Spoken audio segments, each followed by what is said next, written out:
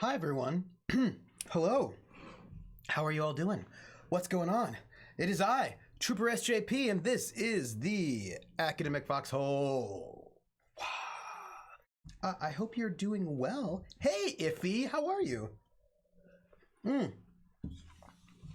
Iffy, how are you? What are you doing? What is going on? What is happening? What's the news? And,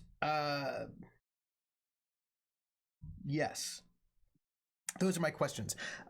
Good. I had my first Twitch streamed class today, and it went well. So now I can give the secret link to my to Discord. So if people want to, audit, they can come in next week. I wanted to get one class under my belt to make sure everything was not going to crash and burn desperately, but it worked, and I had people in chat talking, and so that was fine. And we'll just it'll be a thing to do. It'll be a thing. We should raid Fox later tonight. She's hosting a story ring event. Oh yes, we should, and then we shall. Yeah, it went well, and we had people talking. It looked from the numbers that I had almost my entire class there. Yeah, I know that I have one or two people missing because they live in other countries in way different time zones, so they cannot be here. But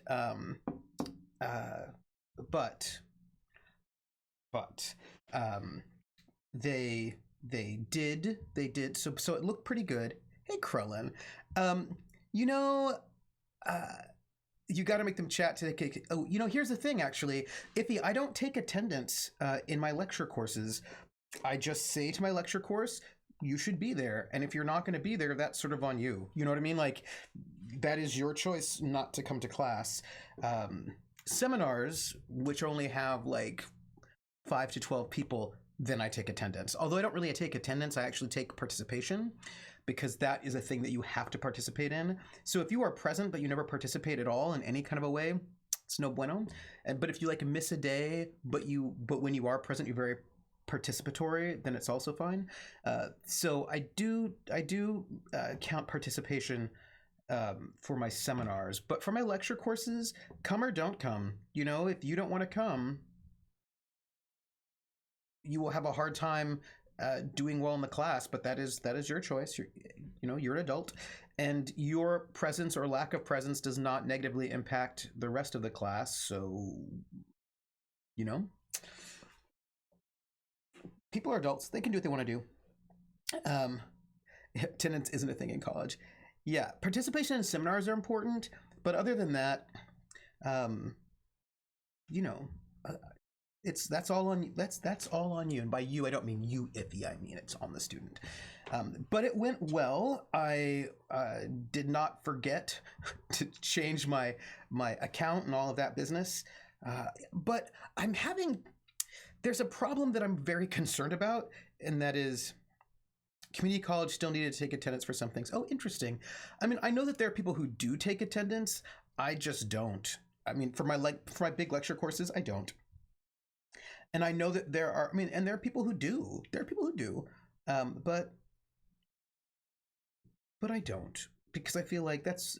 And let me put it this way: if you are not present in class, then you will not do well on the papers and the exams and on the assignments. So, and also, you're paying for it, so that's just on you. I make a class, and also I decide what is going to go on the final exam and on the midterm exam based on what people say in class, right? So I always try to make my exam based on what we do, right? So for example, I think, what were the themes and the topics that this class was very interested in? That should be reflected, right? So basically, my midterm and my final exam reflect the experience and the journey that we all had together as a class. And every time I teach the class, it's a little different, because the class impacts what happens in the class, right? Like I usually know when hey, Falcon. Work. Usually I know what song I'm going to start with. Like I usually know, oh, I'm going to start with this song, but I never know what the second, like they usually have between 6 and 8 songs. There are usually between 6 and 8 songs per um, class, right? Per topic. And I prepare all 6 to 8. I prepare to talk about all of them, knowing that I will be able to talk about probably 3, sometimes 2 if there's a lot of history to get through. If there's a lot of history, we can often only do 2 songs. On average, 3. Sometimes if we're cooking with gas, I can get 4 songs. But I know that I will be able to get, half of the songs we talk about. Half of the songs on the list I'll be able to play. So which songs do I play? That I don't know. I know when I get to class and I start talking with the students and the students talk to me. And sometimes they'll say something and that thing will mean that, oh, we should talk about this song next. And then sometimes the conversation will go to another place, and that means we have to talk about this song next. So I don't know what songs I'll play. What those songs are really are based on, hey, Neo, just based on how that conversation goes. Yeah, like if he says, what comes up and takes emphasis. And because my exams reflect what happens in class, it's really like if you are not in class, A, you don't get to shape what will happen on those exams, and B, you won't know what we did, and so then it will not be great for you. That's all. Krellin says, also taking attendance in your 200-student lecture seminar would take the entire class time. Yeah. If he says, yes, cook with gas, blaze it. There are things that people do. Like, I think the most standard way of taking attendance for 100 plus classes, 100 plus person classes, is to have attendance sheets on the walls by the doors when they come in on both sides. So when they come in, they sign in on the sheets. That's how we did it when we were taking attendance for like a 500 person class, that you just have these attendance sheets up on the walls, and when they come in, they sign in, or either when they come in or when they leave. The only problem is, for me, they can just sign in for other people. Like, I don't, you know what I mean? Like, I just feel like that's not, I mean, you can do it. And I've been in classes, I mean, not that I've taught, but when I was a TA, I TA'd for classes where we would do that. But I'm just not enamored with that. I do other things, is what I do. I find other ways to deal with that. So for example, I have 12, which is only 12 out of 26, by the way. I have 12 questions that I ask them throughout the course of the semester. And these are just short questions that I ask them in preparation for the next class. So I'll say, hey, the next class is this. I want you to go and like think about this topic before we get to the next class. And I do not take late assignments, and I only give out that question in class. Now, if they want to share the question with their friends who are not present, they certainly can. I mean, that's up to them. But generally speaking, that question thing is sort of a quasi-attendance.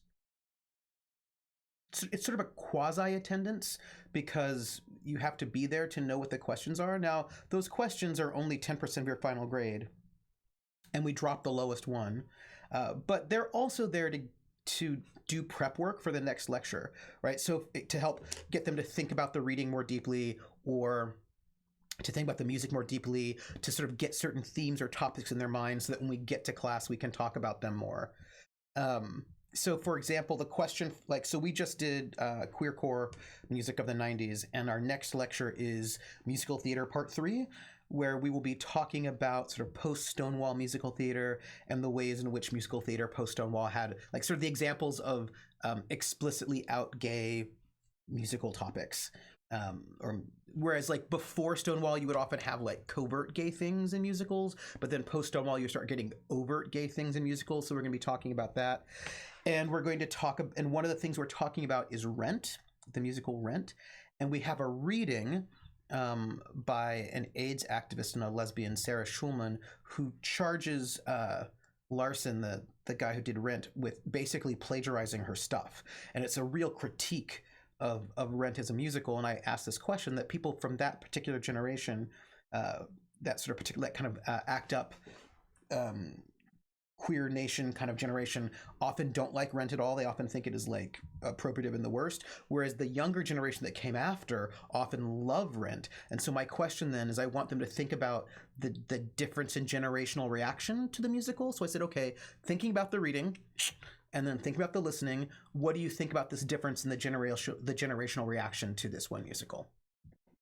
And they just have to answer the question in like a little paragraph. Normally we do a 3x5 card, and so it's not a huge long answer for them, but just a way to get them to start talking, so that when we get to class on Tuesday, we already have some things in our mind that we've been thinking about. So when we get into it, they'll already have thought a little bit about some things. And sometimes I'll just ask about, like, pick a song for the next class and talk about what the guitar does, whatever, so we wanting to get them to think about things a little bit in detail.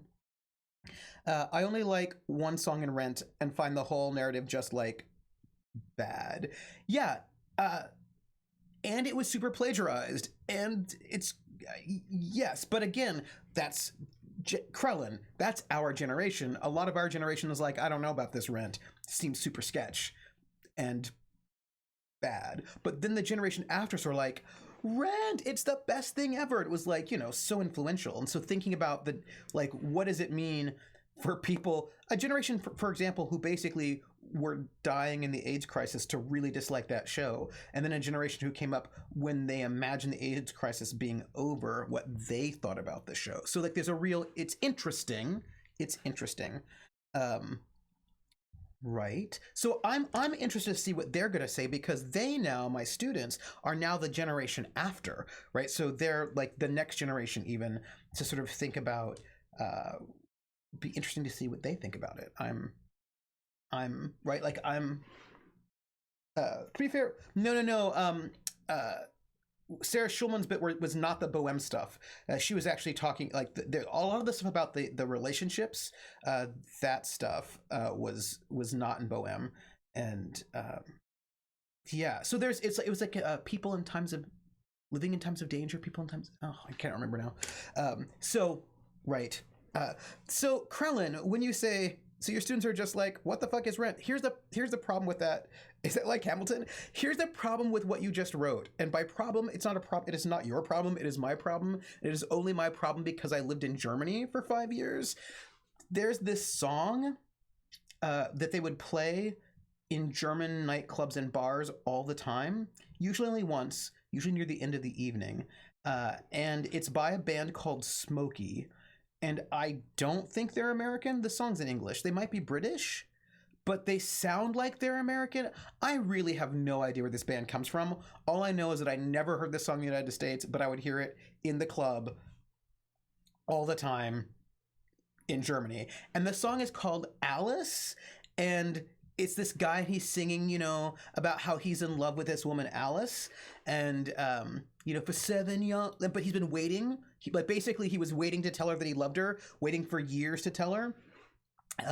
For 7 long years, been waiting for the chance. 7, and he kind of sings that kind of like rock way. 7 long years, whatever, right? And anyway, for 7 long years, I've been living next door to Alice. And then there's this chorus of people who sound like drunk people in the background who all yell out, Alice, who the fuck is Alice? And then he keeps going on about how like he misses her, like the chorus is like, I don't know why she's leaving or where she's gonna go. Something, but I guess I'll never know. 'Cause for 7 long years I've been living next door to Alice. Alice, who the fuck is Alice? Anyway, I think it's actually Alice from the movie Alice Doesn't Live Here Anymore. But whatever. The point is, whenever I see WTF, every time I see it written down anywhere, that song just goes through my head. It just like starts like, and I can't help it. I don't know what to do about that. But every time I see WTF, then it's like, remember Alice? This is a song about Alice. Alice, but who the fuck is who I'm singing about? Hey, Skexy. Yeah, it's a familiar song. And look, I can't play music on Twitch. Although I played music on Twitch today. Oh, can I tell you? Just side note, because this is the first class that I was putting on. The first class I was streaming was queercore, and that was just a lot of saucy music. So okay, yeah. So Smokey. By the way, I just found the video, Smokey Living Next Door to Alice official video, and all the writing is in German. Like, I wonder if they're actually a German band is the question that I have, because that's all I know is that maybe they're not German. All I know is that Germany loves them. So I'm gonna play a little bit of it, even though it'll probably be muted, because I feel like somebody has to know besides me, right? Here, hold on. Sally called when she got the word. She said, I suppose you've heard. They're British. Thank you, Krellin. About Alice. I mean, because I'm just saying. Well, I rushed to the window and I looked outside, but I could hardly believe my eyes. As a big limousine rolled up into Alice's drive. Oh, I don't know why she's leaving or where she's gonna go. I guess she's got her reasons, but I just don't wanna know. 'Cause for 24 years I've been living next door to Alice. Oh. 24 years It's not there. waiting for a chance to tell her how I feel and maybe get a second glance. Now I gotta get used to not living next door to Alice. Alice? Who the fuck is Alice? So apparently, the version that I've heard in clubs in Germany all the time is from some other version. Clearly, but like,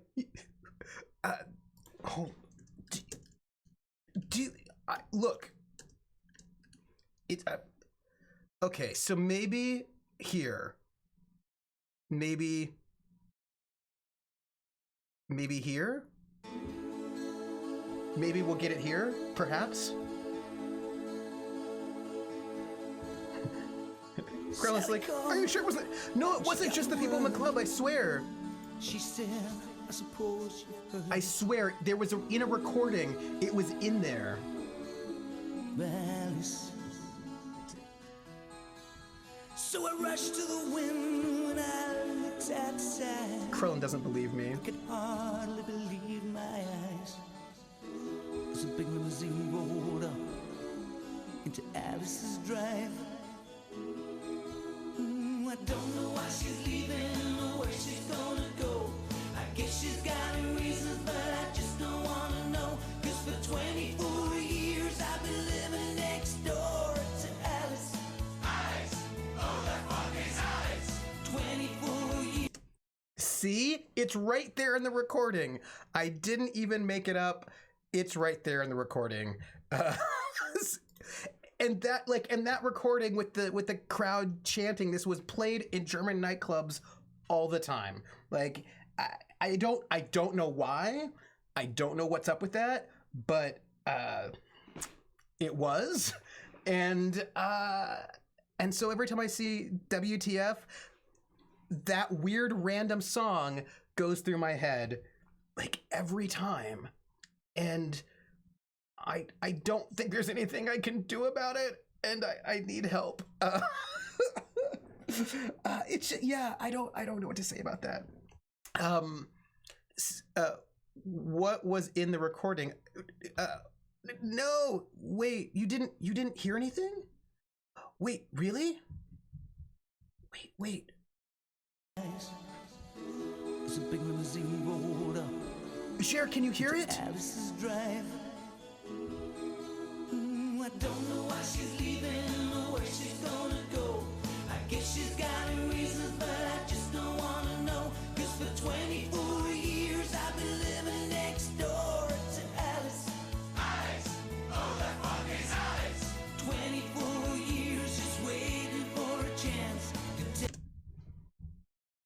Right?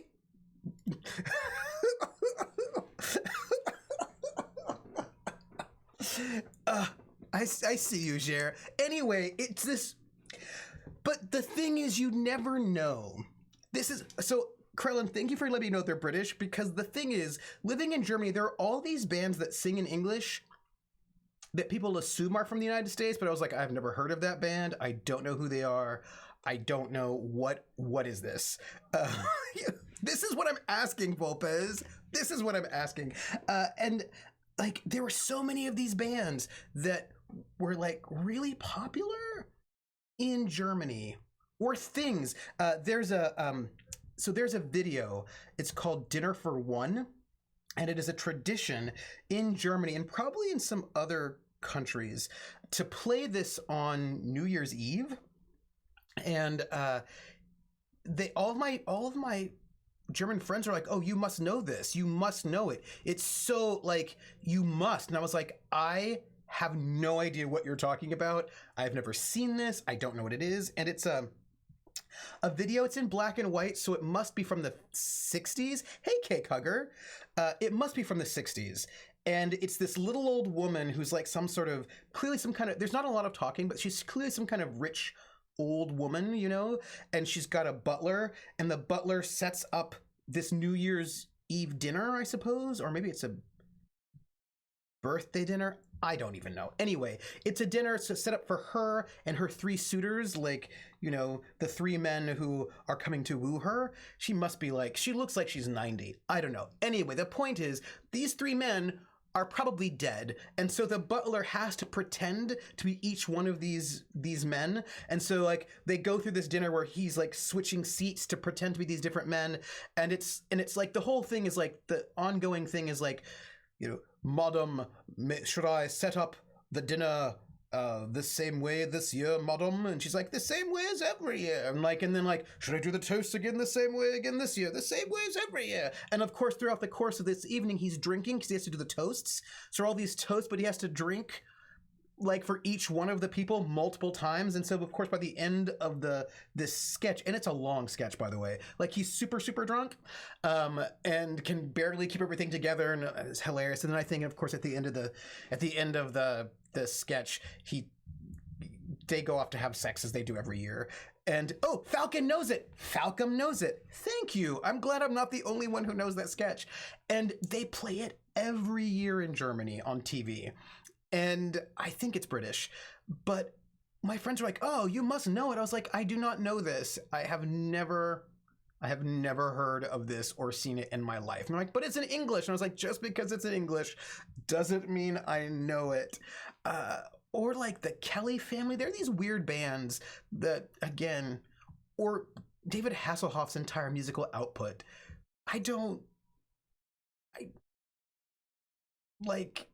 Did you know he has an album called Night Lover?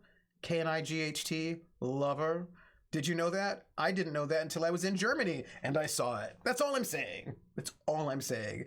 So I just think it's interesting, all the things that are sold as like English or American, but maybe are not, because I think I knew he sung because of SpongeBob. Oh yeah, he was hugely popular in Germany. They thought he was the Cat's Pajamas. It's British. Yeah, it's British, right? And the recorded version was in front of a German audience. That's why the German names of the deceased visitors. Cake Hugger, why was it filmed in front of a German audience? Cake Hugger, this is information. You have more information about this, and I clearly need to know it. Tell me, why was it filmed in front of a German audience? Was it filmed in Germany? Is it really a German thing but done by British people? What is the story of this strange thing? It's Germany because Germany's hooked on a feeling. Yeah. I mean, it's the wildest thing, and it is funny. Do you know what I mean? But it's also funny that Germans watch this every year. I just think it's a thing. It kind of tickles me, you know? That's all. So what else did I want to tell you all? So I did my class. That was good. Witcher is coming along well. Hello! See, Spider! Why German audience? Of course, it's British. But I would imagine like they would have a British audience. You know, like, do they just import Germans in? Like, I can't imagine this was filmed at Elstree Studios and they just shipped in a bunch of Germans to watch it. Like, was it filmed in Germany? Like, what is the story of this weird sketch? And it's not like a 5-minute sketch. It's like 15 minutes. You know what I mean? Like it's a or 10 minutes. I don't know, but it's a decent chunk of time. That's all. I just look. I'm just saying, there are things that the best thing in the world is to live in a different country for a while. Because, hey, Levi, because if you can live in a different country for a while, you get to learn a whole bunch about your own country. And that's pretty great. Just spending some time, like, in another place and hearing what's on the radio there or seeing what's on television there, seeing what the news is like there, seeing what the Olympic coverage is like in those different places, that's all so interesting. B. Wright says, I think a version of it was filmed for German TV. I think it was originally a music hall sketch. That sounds right to me, B. Wright. But isn't that interesting? Cakehugger says, I'm not too sure how it came up. That's all I know about it. But it's also post-war era. So a lot of Allied soldiers still around. I think it was done in Hamburg. Oh, that's so interesting. Oh, that's so, and that would make sense because Hamburg was British zone, right? So that would make a lot of sense. I think those things. Can I tell you all something? Well, I'm going to tell you all something. I just want you to know that I'm going to tell you something right now. Do you know what I think is the most interesting thing ever? To watch crime shows and soap operas in different countries. Because they always because a lot of countries may not have huge amounts of money to produce a lot of their own stuff, depending on where they're at. They might do a lot of importing, but they will often do news, sports, crime shows, and soap operas are often things that will be done in each individual country. Sometimes humor, also sometimes humor. And watching those things tells you a lot about that individual country in ways that you may not know otherwise. And I love that. Like, I mean, crime operas. Maybe I do. I want to see some crime operas. Oh, wait, crime opera would be the Threepenny Opera, right? That would be a crime opera, right? Oh, the shark, babe, has such teeth, dear. Like, I used to watch the British soap EastEnders. I watched it for years. I watched that show. And it is so different from American soap operas. It is so different. Like, they're in completely different universes.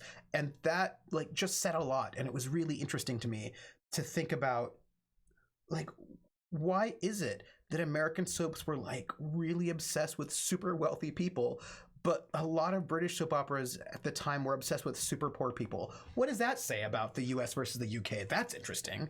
Like, The Godfather is a crime opera. That's true, Volpez, right? Like, that's interesting to me that the EastEnders is like super poor people in the East End. And I think Brookside, they weren't particularly wealthy either. And like, they're just a lot of poor, miserable people sitting in like these neighborhoods in their soaps. Whereas, hey, Kulan, a lot of the American soaps are like big business, rich people, fancy clothes, big hair, like drama. I mean, do not get me wrong, EastEnders also has drama, but they're also very tired all the time. And so that's just really interesting to me to think about those differences.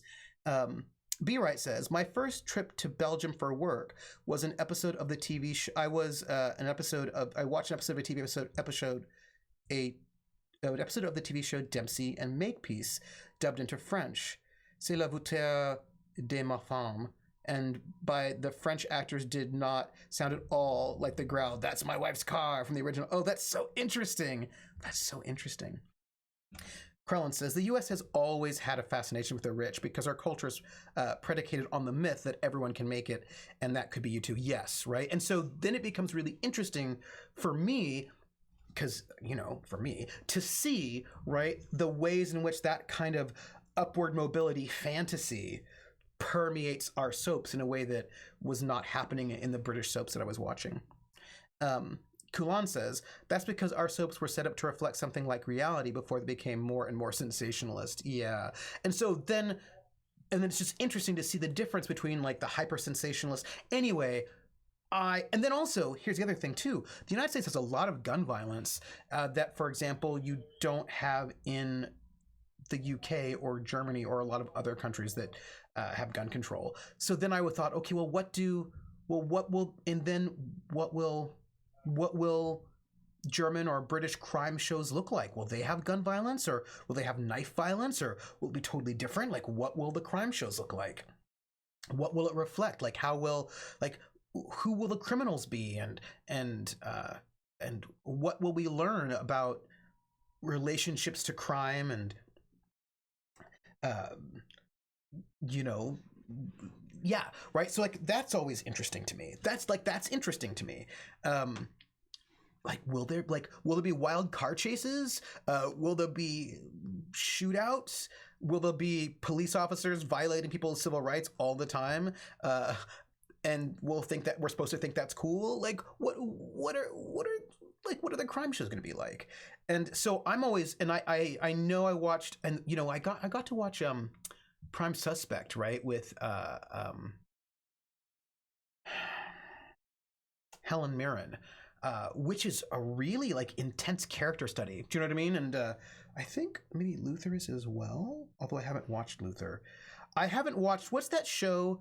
It's the long-running British crime show that I've never seen an episode of, that is like the long-running British show. Like I think it's a bit of a stereotype even, because like every British actor ever has been on it, because it's been on for like 80 billion years. What's it called?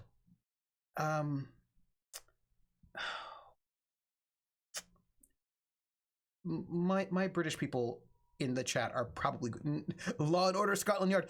No, but there was a Law and Order. There was a British Law and Order. Line of Duty is a good watch about an anti-corruption unit. Oh, that's interesting. I really liked Life on Mars, but that's a time travel British crime show. So I don't know if that's really a crime show or if it's a sci-fi show. The best crime shows make you think rather than focusing on the violence. Not that it doesn't happen. Often, dangerously, in my opinion, the violence can be cartoonish. Not that I want to see real violence, but I also don't want to see it downplayed. Yeah. The Bill. Be right. That's the show I was thinking of. It was The Bill. That was the one I was thinking of. So can I want to tell you about a TV show, and I want to tell you about a moment in the TV show that there are people somewhere who have things. Anyway, it was one of these exceedingly profound moments I had. It was like one of these more profound moments that I had in my life watching television, and it has impacted me many, many ways. And so as you know, name for William Bill Peeler, who was instrumental in setting up the Bobbies. Right? Yes. So, as you know, I'm running this French Resistance game. And I think I've told you, but it was inspired by a TV show. When this must have been like 1988. So I was, 16? I saw this British television show because I was one of those Americans who watched lots of British TV on our public broadcast station because I thought England was so cool. And hey, Takadosh. And it was this British TV show about the French Resistance, about women agents airdropped into France to fight. And I watched this show and it blew my mind, and I loved this show so deeply, and I thought I need to run a French Resistance RPG. This was in 1988. And I have been gathering things to make props, but now I'm doing this online, so I can't make my exciting props. That makes me sad. But I've been gathering materials and waiting since 1988 to run this RPG because I was so inspired by this TV show. And sorry, you are all right. My brain malfunction. Robert Peel was the person I was thinking about, hence Bobbies and Peelers. Yes. No worries. No worries, be right. I'm still waiting for an hello RPG. That would be a thing. And so there's this one moment in the show that happened. And it was this moment where I was like, this is the difference between British and American TV. And this is something that is really, good morning, meaningful to me. And it was, there's a great British comedy about the French Resistance from the 90s. What was that one called, Volpes? What was that one called? Because I know about Allo Allo, and I know about a couple of things. Anyway, I have a message from the Mission of the Resistance. So it was this moment in the show where, listen very closely, I shall say this only once, where so there were these two agents, right? So your SOE team, your SOE resistance team historically was often broken up into, you would have the wireless operator, who they had a life expectancy of 6 weeks. Oh, thank you, Volpes. Please do. I love these things. And then you would have the information gatherer, the person that would be out, would be gathering information. You would maybe have a leader who would coordinate a lot of things, and then you'd have the courier. And the courier's job was to go in between each person. Like they would take message, they would like meet up with the agent, gather information from the agent, go up to the leader, like all the different agents, give the leader all that information. The leader would then decide what messages should go to London. Then the courier would go to the wireless operator, give them the message. The wireless operator would like send their message, give messages back, right? So there's usually a courier that's going in between the people to make it so that it's less likely that people will be caught. But Regina's only in her 3rd week. Let's hope she survives.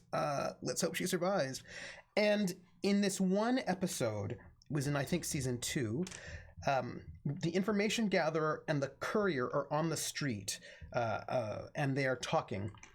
They're like just passing information, and as they're on the street talking, like he's like, oh, 2 friends just meet up on the street. Here's some information, and they notice somebody from the milice standing watching them from like across the street or wherever. And the milice are like sort of an anti-resistance French militia, kind of like the French fascist police, sort of. And they notice her looking, and the guy, he's like, oh, she looks like she's probably only 18 or 19. She looks so young. And I'm like, well, we better go because we're being looked at. So they split up and they go their separate ways. And then he makes his way back to his apartment, and when he goes into the apartment, she's there, the milice woman, she's there, and she's like going through his stuff, and she turns to him, and she has a gun in her hand, and he pulls out his gun and he shoots her. And then it wasn't like bang, they didn't have like that big American Foley where like it's this really loud gunshot that's very dramatic. They didn't use really dramatic camera angles. It wasn't like da da da. He just like walked in, he saw her, and he just kind of pulled his gun out and he shot, and she fell, but of course she didn't die right away.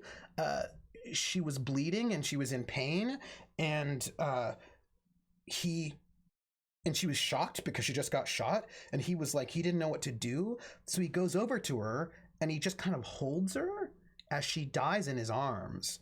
And then he was messed up for that for the rest of the season. Like he actually couldn't, he wasn't like, I'm the great hero and it's fine. He was messed up. He started having flashbacks, and he kind of just, he couldn't really handle it, and they had to send him back to London.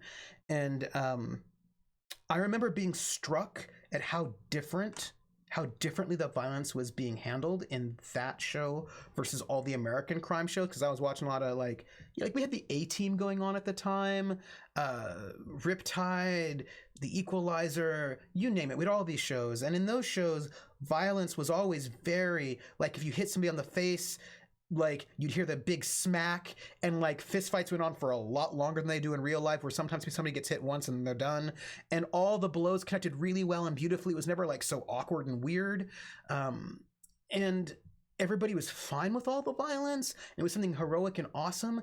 And here in this one show, in this one moment, it wasn't pretty. It wasn't like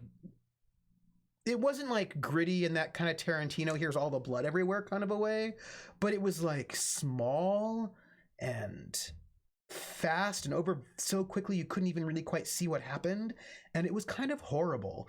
And it made me feel bad. Like I felt bad about what happened. And the people in the show felt bad about what happened. And it was wonderful. It was really great. It was one of the best things I'd seen in my entire life.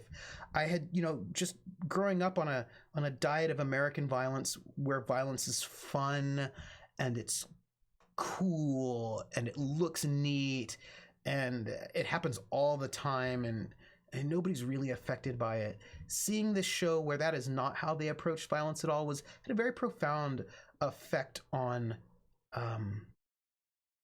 how I want to tell stories. And not always. I can also tell stories that are like in the American style of hyper stylized violence. I can do that.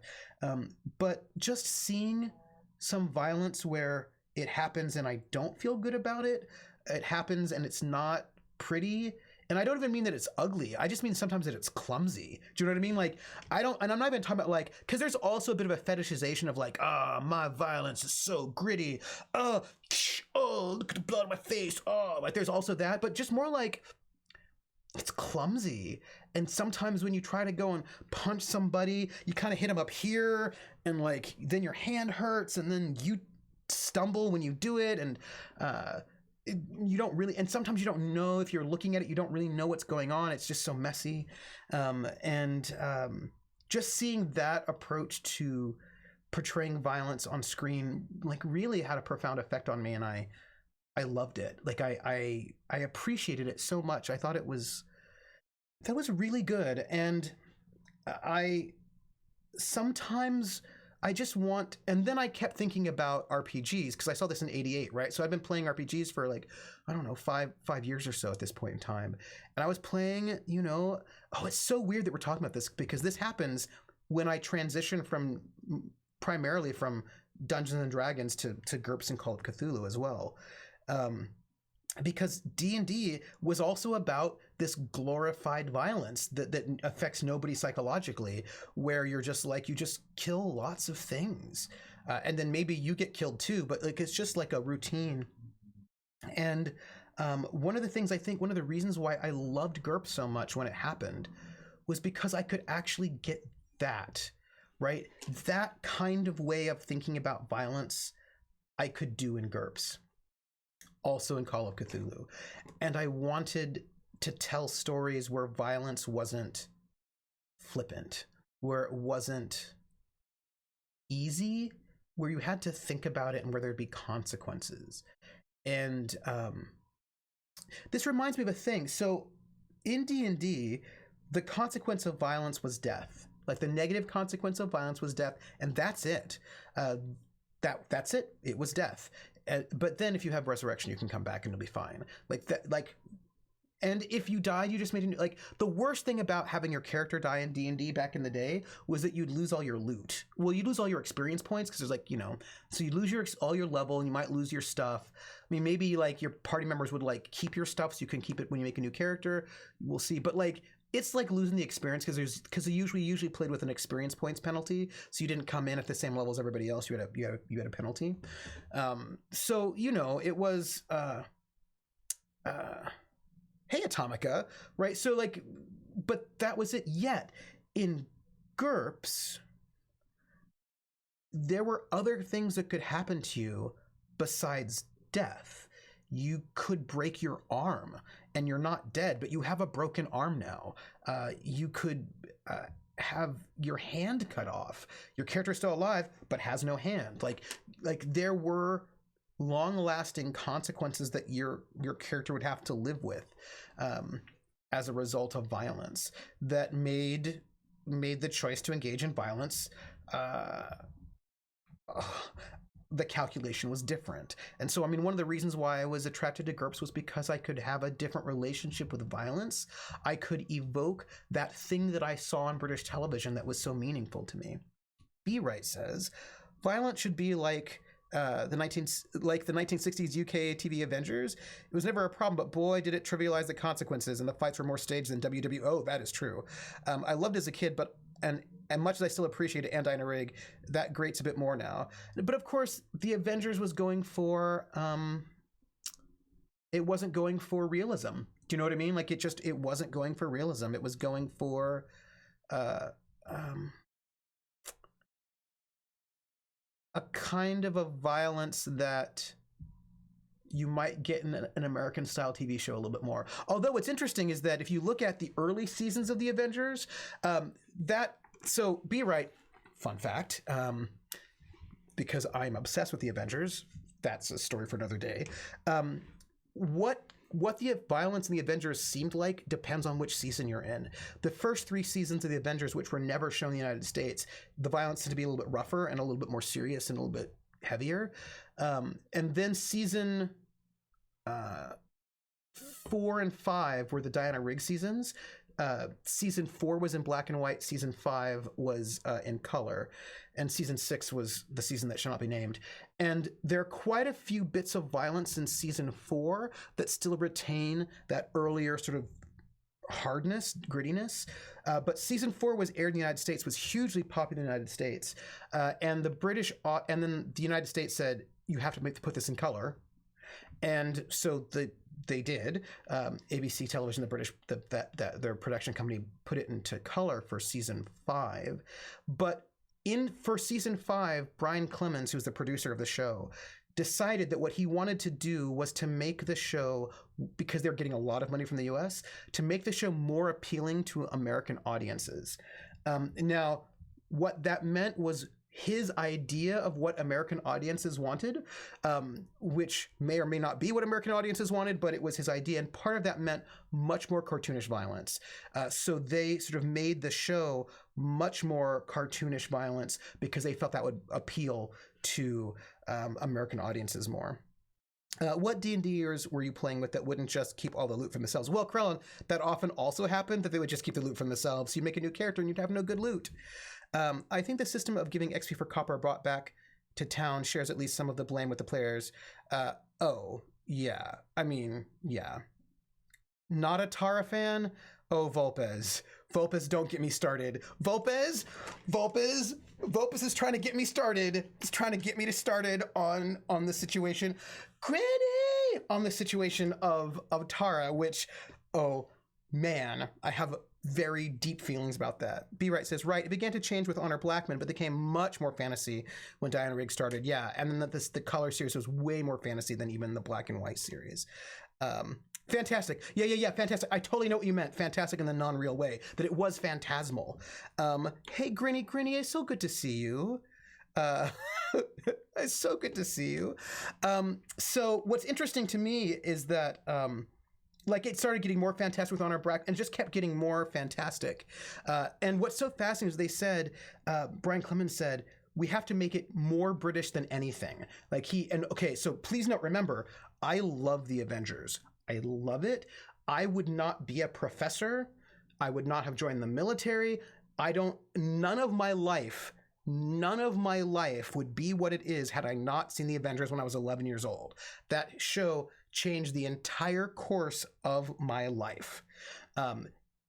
Almost everything that I am at this point in my life in some way has something to do with the Avengers. It is the effect that show has had on me is so profound. So I love that show. That said, it's not like that show doesn't have problems, right? Like, it's important to note the show also has problems. And before season 5 started, Brian Clemens, for those of you who do not know the show, The Avengers is a spy show which predates the James Bond films, by the way. And it's a British spy show about the secret agent Mr. Steed and Mr. Steed's partners. In season 1, it was a guy, a doctor named Dr. Keel. In season 2 and 3, it was Honor Blackman as Kathy Gale. Season 4 and 5, it was Diana Rigg as Mrs. Peel. And season 6, it was Linda Thorson as Tara King. And I don't want to talk about that. But anyway, they were like this spy duo. And he said that for the American audience, we have to make this show as British as possible. And he gave this list of things that they needed to do to make it them as British as possible, and to sort of set new standards so that it would for this American audience. And one of the things they said no violence towards police officers. They did in earlier seasons, but no more of that. They said no people of color. In order for the show to be as British as possible, they had to get rid of all the people of color. I don't know what that was all about. And then I think no bathrooms.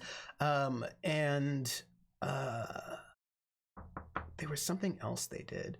Anyway, kind of, and then they started emphasizing like super hyper British things all the time. Anyway, that's super messed up, and I'm very displeased about that. Although I think it's interesting. No, we are not talking about the superheroes. Before there was the superhero team, there was a spy show that is my everything. And I look as good, if not better, than Mr. Steed in a suit and bowler. I don't know if I'll go that far, but I'll take the compliment. I'm still doubtful because, I mean, he looks great in a bowler hat. That is the truth. Grinny, I love you, Grinny. Grinny, did you know that? Did you know that I love you? And I think you're amazing. And also, I love you. Also, I've got some things that I need to... I've got some things, Grinny. I've got some things that I need to tell you about later. Later, Grinny, later.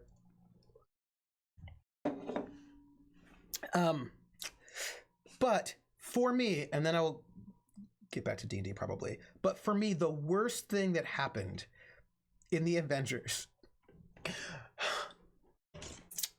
So Diana Rigg, who's the one, I did not get to see Honor Blackman until much later in my life. I got to see Diana Rigg in the Avengers, and her character, Mrs. Peel, could do karate. She was like a nuclear physicist. She knew bridge. She knew codes. She was like a brilliant genius. She was athletic. She could kick all sorts of butt. She was super hilariously funny. She was charming. She was interesting. She was mysterious. She was everything in the world. And she was played by Diana Rigg, who played Lady Olenna, the Queen of Thorns in Game of Thrones. Like, basically, amazing Shakespearean actor, right? Amazing Shakespearean actor. Diana Rigg is basically of the same generation as Helen Mirren and Maggie Smith. There's like a whole crew of them. And Judi Dench is like just one generation older, but they were all in the Royal Shakespeare Company together at the same time. Just like these brilliant actors. They were amazing. I watched the new Avengers 2. When the follow-up The New Avengers started, Patrick Macnee told of a call he took from a friend who asked him what he was doing. When he said he was playing John Steed, the reply was apparently, "Well, when are you not?" That's amazing. Diana Rigg is who they based James Bond in, but Diana Rigg her character is competent, is what I'm trying to say. She was just amazing in all ways. And her character, like, so imagine, like, you're a kid and you're watching this team of these two agents who that got mutual respect, and like she saves him, he saves her. It was like this amazing to see somebody who was like in this empowered female character was just amazing, and she was so cool. She was so awesome in every way, and she held her own. And then she left the show.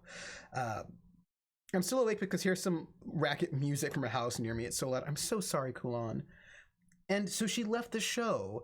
She wanted to leave the show after the first season, but she stayed on because she really liked Patrick Macnee, who played John Steed, whose mother was a lesbian, by the way. And and so she stayed on and she did season 5, and then after that she left, and so then they had to go and replace her. And they said that they needed a woman who would really appeal to the American audience.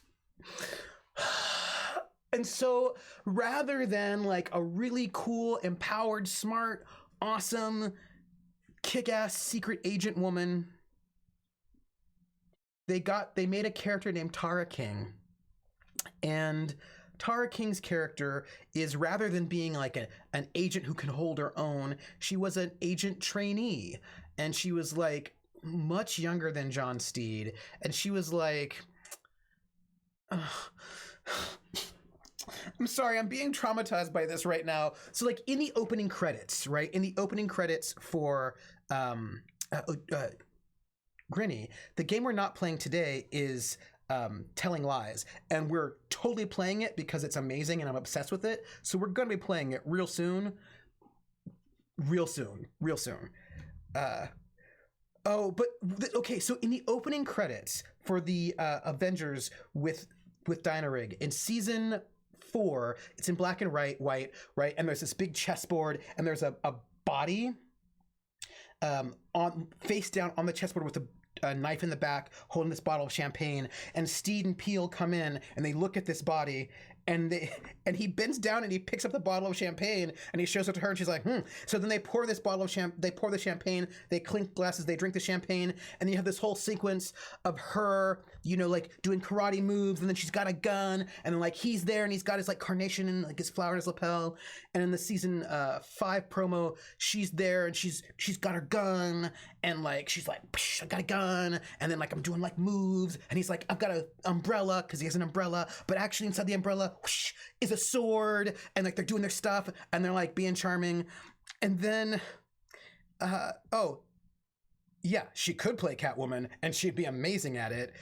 She would just be amazing. And then and she could be in totally six, like she's, if you have not watched the Avengers, you have to watch it. It's amazing. And then in the opening credits for the Tara King one, in the beginning, like she pulls out, she's got this purse, and she pulls out a silver revolver in from her purse, which she then uses to put on her lipstick. And like her character is so damseled in distress, and she's really not that competent most of the time. I mean, she gets better for the second half of that season, but like they introduce her and she's just so like, oh, she's not super smart. She can't really fight. She hits people on the head with her purse, but there's a brick in her purse. Oh, but like, she's just not good at things, and she's just, and they did this sort of damsel who's supposed to be an agent for the American audience. And I will tell you what, the show got canceled in the United States. And so then the show got canceled in the UK as well, because, well, it got canceled because they put the show up against Laugh-In, and nobody could beat Laugh-In in the ratings. But nonetheless, I do not blame Linda Thorson, the character. I'm not mad at her. I think the writing for her was terrible. I hated the character. It was such a step backwards after 2 women in a row who were really like, Honor Blackman's character was also pretty kick-ass. She did judo, and she was like an anthropologist and like also very cool. And like you had this history of John Steed having these really strong and cool women who were his equals, and then the last season was just this like not. And I was so mad. I was also 11 or 12, but I was really mad, and I'm still mad about it, actually. That's what I'm gonna say. See, Spider, I don't think he has feelings on it. I think he's pretending to have feelings on it. Say it ready to get married, someone like you. So yeah, like, no, Grinny, I hate her too. I hate her. It's the worst. To be fair, no one ever expects the brick in the purse. That's true. And also, why else do you have the purse so big? I suppose that's also fair. Krellin's like, still mad? I hadn't noticed. Look, yeah, I'm still mad about it.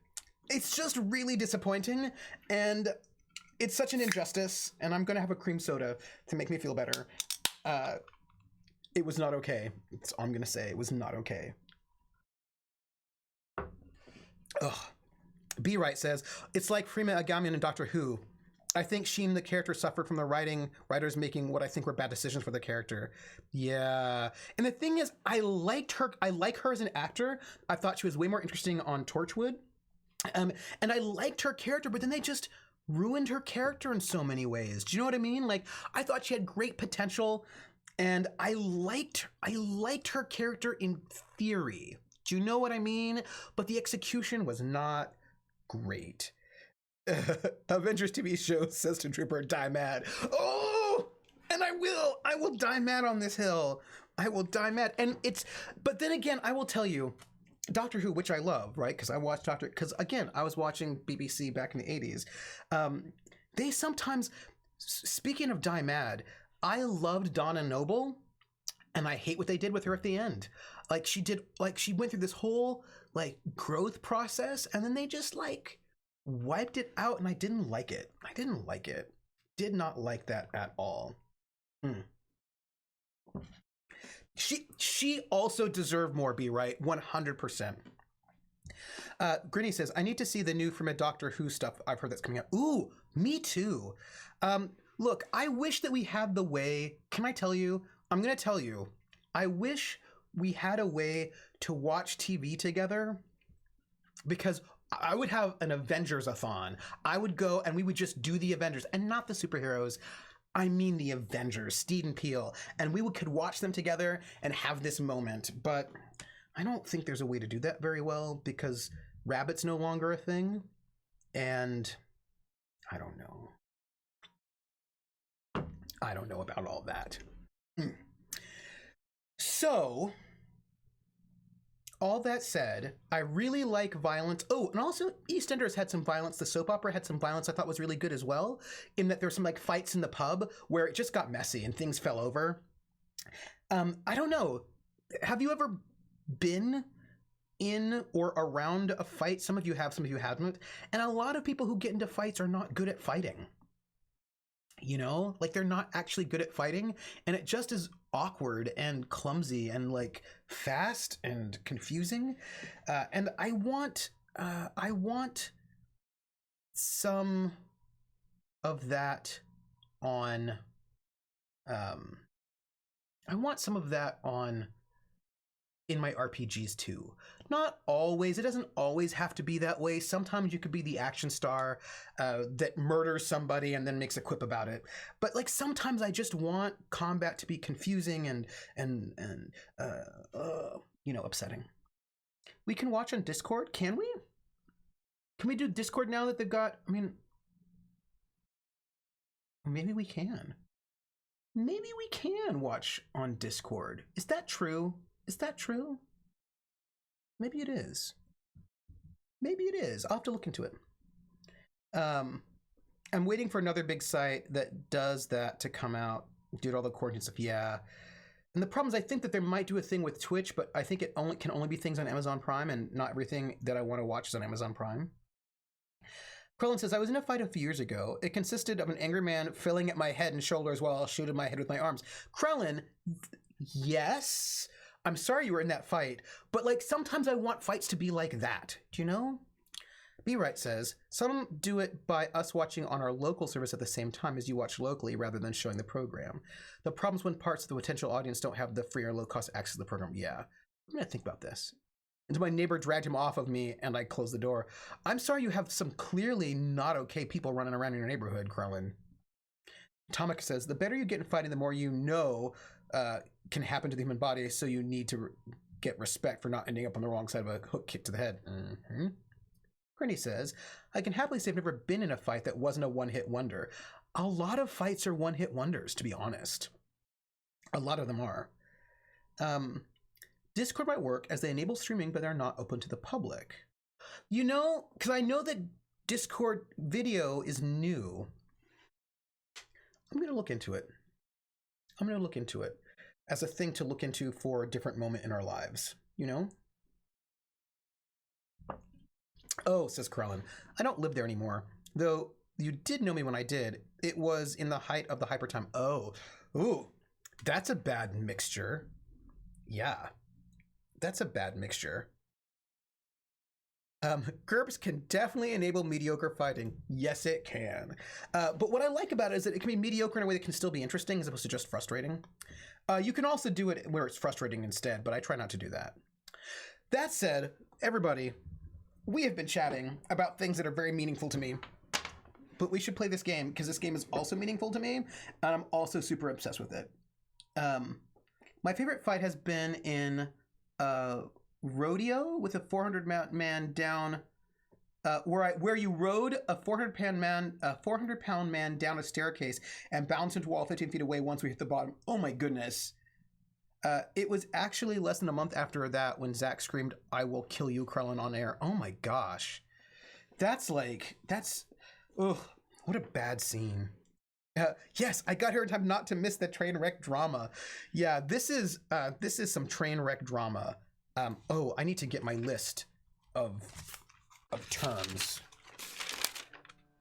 Hello, Karen.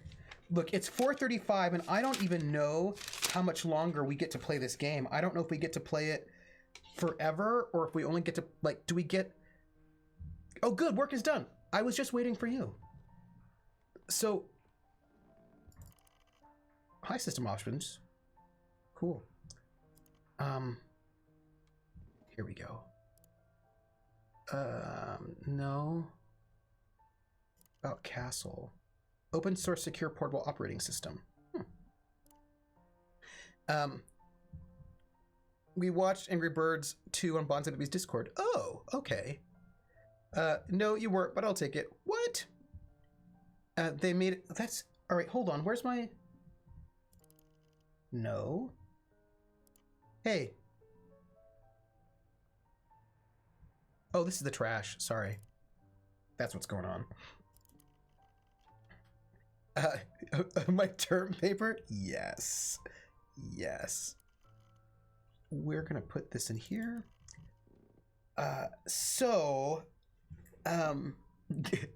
Get out, chair. No, stay.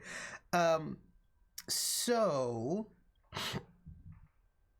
I need to know what happens to Ava.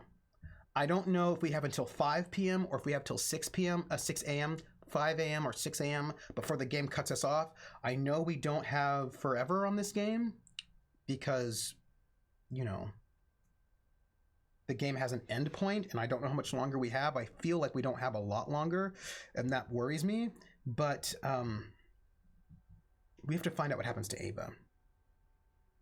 Well, just because people do things doesn't mean it's TOS. People can get lucky till they get banned. Oh, so we're gonna, of course, if I search for Ava, we probably won't get her, right?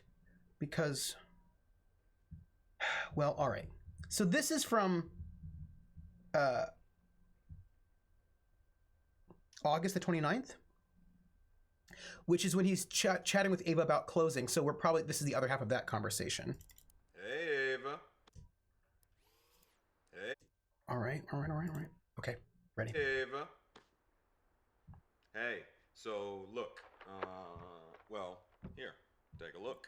This is some of my vinyl, because, well, I think I have a problem. But anyway, yeah, this is the one I was talking about. Oh, this is the game's desktop. Of their Warsaw songs. Okay, Grinny. I am Karen. I am clearly some sort of FBI agent who has illegally downloaded some FBI surveillance footage where the FBI has been illegally surveilling people.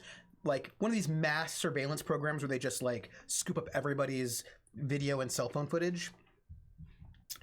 And I have gotten a bunch of footage based around some kind of a thing, based around this guy who is an FBI agent who I know, Karen, me, and I should not have this footage, but it's about this guy, David, who was an FBI agent undercover. He went undercover in Michigan, Ann Arbor. I'm an elite hacker trying to figure out why this guy's relationship fell apart instead of who. Oh yeah, there's like a bridge blowing up thing, but basically, this guy, he's married, he has a daughter. has left his wife and kid to do this in Los Angeles, I think, to do this undercover job, and in it he's pretending to be like a movie guy that like quit his job and wants to be an environmentalist, so he could end up getting in good with this woman Ava, who's works at a music store but is connected to this one environmentalist group. He wants to basically start dating her to get her to introduce him and vouch for him with this environmentalist group that she's a part of, because they think that if they can get in with this environmentalist group, it can get them into contact with this other environmentalist group that's been more an eco-terrorist group, because they're trying to get this eco-terrorist group, take them down. And so there's this whole kind of like, yeah, Big Brother is real, right?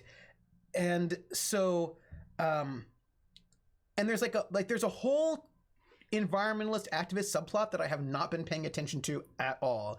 Only when it comes up, barely. Like there's I think they blow up a bridge. It's unclear to me because I've not been searching for it.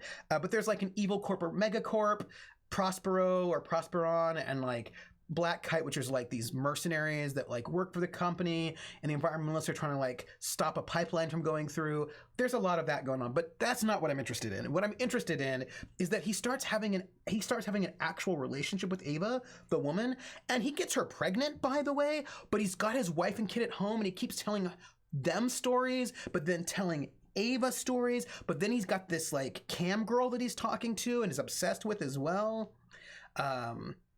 Yeah. So, hey, Cake Hugger, well, go into lurk. Enjoy the lurking. And he, as it turns out, is kind of a horrible person. We think he's just like, I'm a good guy trying to do the right thing. And then you're like, I think you're a sociopath. So all we know is that Ava got pregnant, right? And that Ava gets arrested at one point in time because the FBI wants to arrest her. Because they want... I think what happens... Max is the cam girl. Emma is the wife. I think what happens is that they fail to get... So Greenstorm is the eco-terrorist group.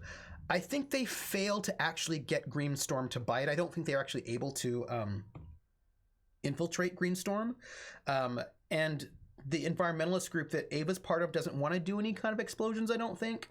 I don't think they're into it. But the FBI team can't actually get the eco-terrorist group, so I think the FBI just comes in and arrests all the Ava's group, which upsets him because I suppose he's in love with her. I don't know about that. It's a little unclear to me what's going on. Yeah, Grinny. It's insane. They're not able to because David gets too involved with Ava because he's bad at his job.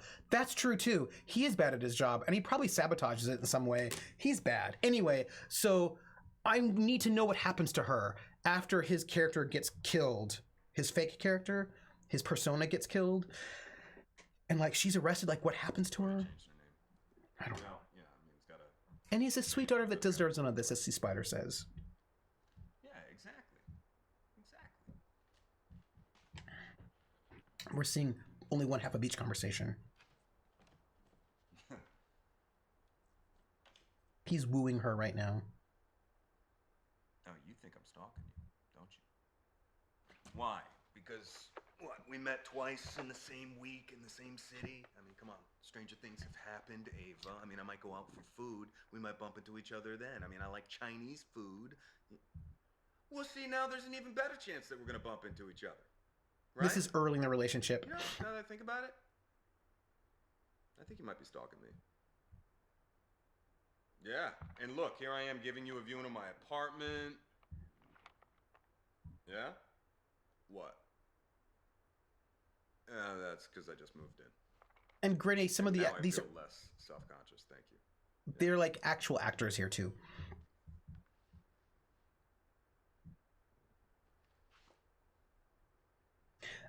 And what's cool is that you can kind of tell who he's talking to by his reactions. Like the acting is very good. Why? Because you got to count the register?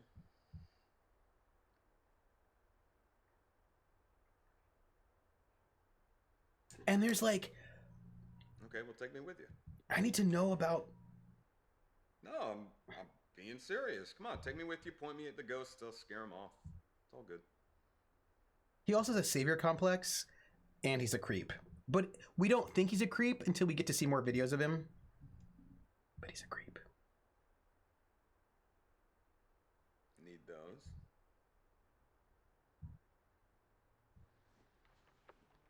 I need to know more about... Oh, and she's a singer.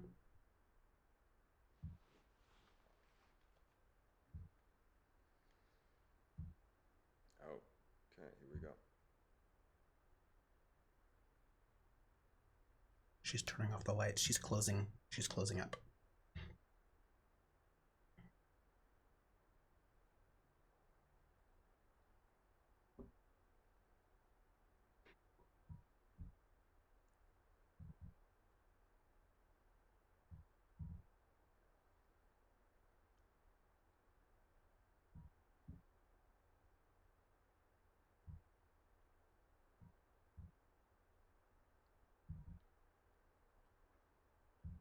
I believe she's playing music for him right now.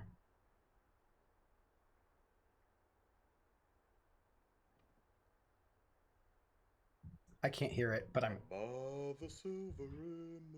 That's it. You have a beautiful voice. No, I'm serious. She wants to be a singer. Oh, well then you gotta call me next time you're in the dark. What? Okay, I'll take maybe. Maybe's good.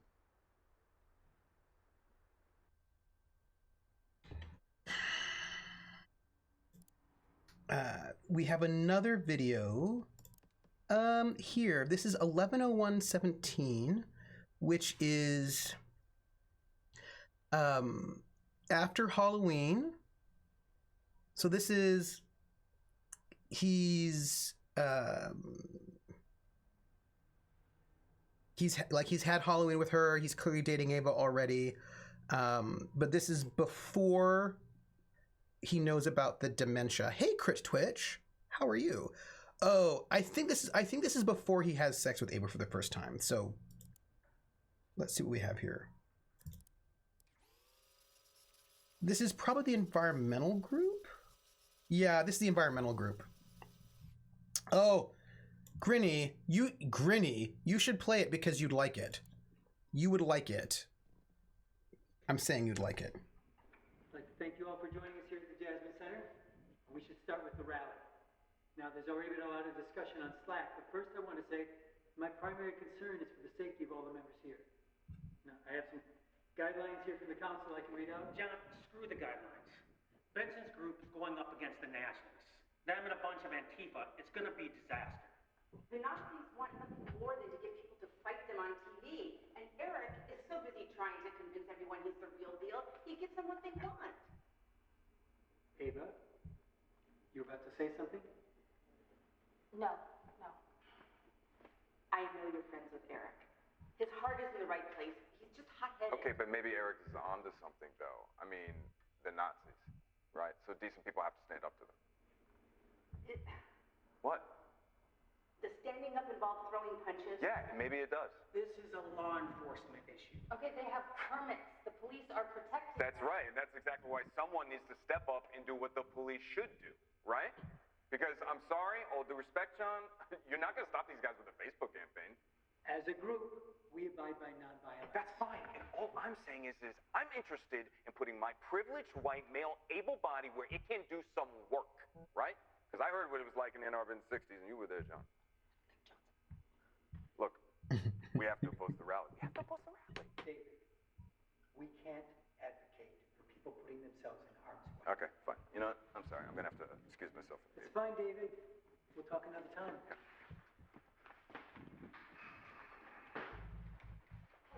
See, he's You didn't have to leave. That's okay, I wanted to. right. See, he's trying to set him up as a person that could be a little bit more radical, so he could maybe get in, set up his bona fides, so he can get in with the actual radical group. Let's just call this organizing group meeting about a rally. I don't know what we need to do to find more information. That's not going to help us. Hey, Ambar Garwin! Also, real nice that the police is the one radicalizing this group, right? I know. This is the thing, Sea Spider. The one that's radicalizing them is him. I don't even know how do we go about finding more information. Let's do a search for Sleepy. Okay. All right. Just got the message about the latest Humble Bundle. Looks it right up. Which one? Which one? Because I just got there was a bundle of holding on a bundle of holding about one player RPGs on bundle of holding. I got that, and I got the Blue Rose bundle of holding. So I got those two. Which one? Which one, Skexy? Is it the music one? Because the music one looked really interesting. So this is Sleepy. Does he have a fairy... See, Javai, that's a really good question. That's a good question. Oh, award-winning games. Oh, that's I will look at it. Skexy will look at it. Does he have a fairy tale code word for Ava? That's a really good question. And I don't know, but I feel like I should know. What is this? 1114. This is when he tells his wife he can't go to Thanksgiving. We know that happens this day. Let's see. Oh, this is him playing... Oh, I see. Okay, so because he's undercover, he can never be at home with his family. So that makes him maybe not the best dad ever, you know, but you know, he's got his job. And this is, I think, when he's talking about not being able to come to Thanksgiving. Grinny says, well, Trooper, I'm very sleepy, so I'm gonna head off, but I love you and the rest of you a lot, a whole bunch. Thanks, Grinny. Grinny, I miss you. Thank you for being here. Hey. This is Carrie Where Bechet. is Alba? You know, I guess she must be hiding. We're gonna have to go find her. Yeah, okay, count to 10. Rest well, Grinny. You're the best. 1, 2, 3, 4, 5, 6, 7, 8, 9, 10. Okay.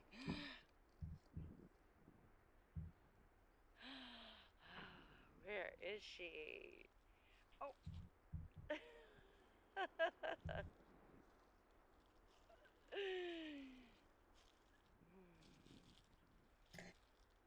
I like his wife. I don't. Oh, yeah, maybe she's behind this no. What? Oh, a trail. Oh, follow this trail. Oh.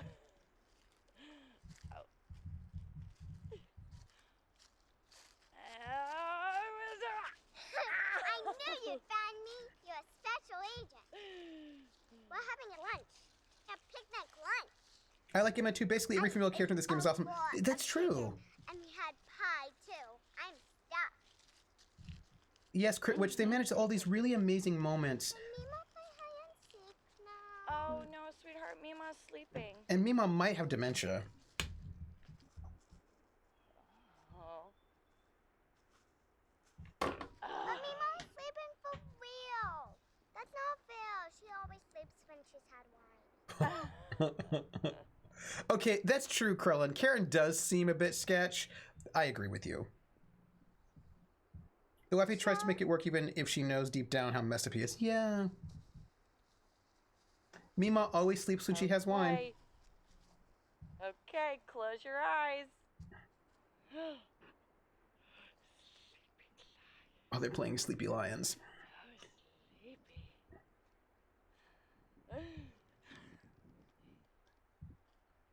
Hey, Chicken Wolf.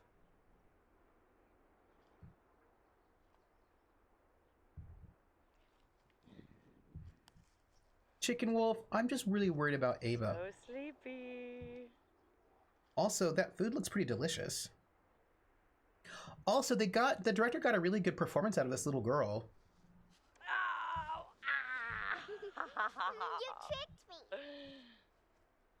Yeah, well, I'm pretty sure that's called entrapment. Yeah. Dada, try some chicken.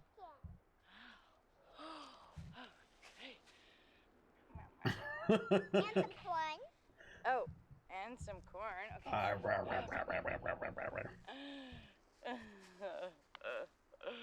Mama, more wine? Oh, no, thanks. Sweetheart, Mama's driving later. Oh, yeah. Hey, what's up? Oh, Chicken Wolf. Chicken Wolf. Come on. This is where he's telling them that he can't go to Thanksgiving. Christ. I got my shift off. Mama's planning on cooking a 30-pound turkey in honor of your presence. What, the terrorists don't get the holiday off? They do not. So, Chicken Wolf. Our secret agent murdered somebody. Yeah, no shit. Back in the day. And Well, I hope you choke on it. awkward. So that happens. And also, what is this? 120117. And also becomes super weirdly obsessed with that cam girl. And she's like, you need to leave me alone. And he keeps stalking her. And so then she's like, look, I have recordings of every kind of conversation, including all the stuff we've had together. If you don't leave me alone, I will tell the police about them. So then he tries to, like, she shoots him in the leg, is what I'm trying to tell you. He tracks down where she lives. He goes there. She shoots him in the leg. And, like, cold-blooded, too. Anyway, and the wife is like, we find out that he killed the wife's ex-boyfriend and didn't let her call the ambulance, and so they watched him die. And it's just, yeah, it was totally him. It was, he did show up with he did show up at her house with a gun and was also threatening her. So, you know, he's not a good guy. And Ohio's a standard ground state. So, yes. So this, I don't know what this is. This is December the 1st. Yeah, yes, he was stalking her, and he said that he'd killed before, so she was not taking any chances, like, at all, and good for her, because what a sketch-tastic dude. Yes. Just another day down in Texas. Don't you enter my home. So this is right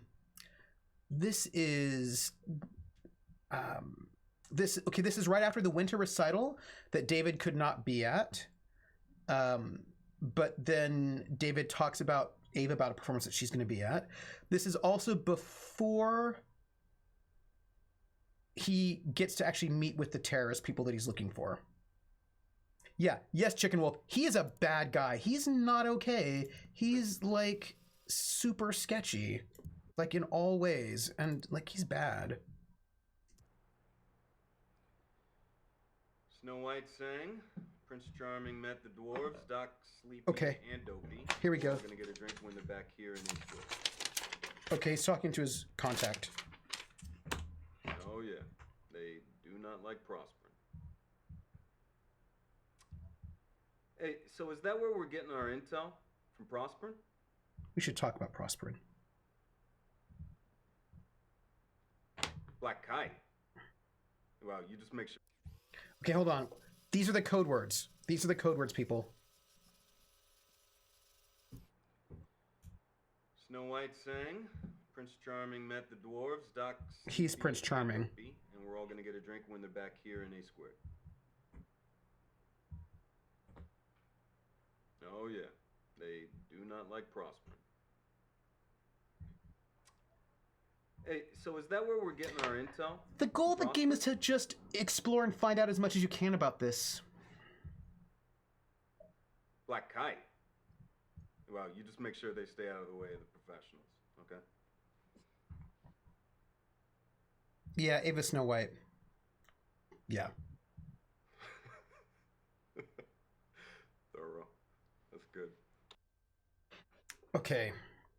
So, y'all.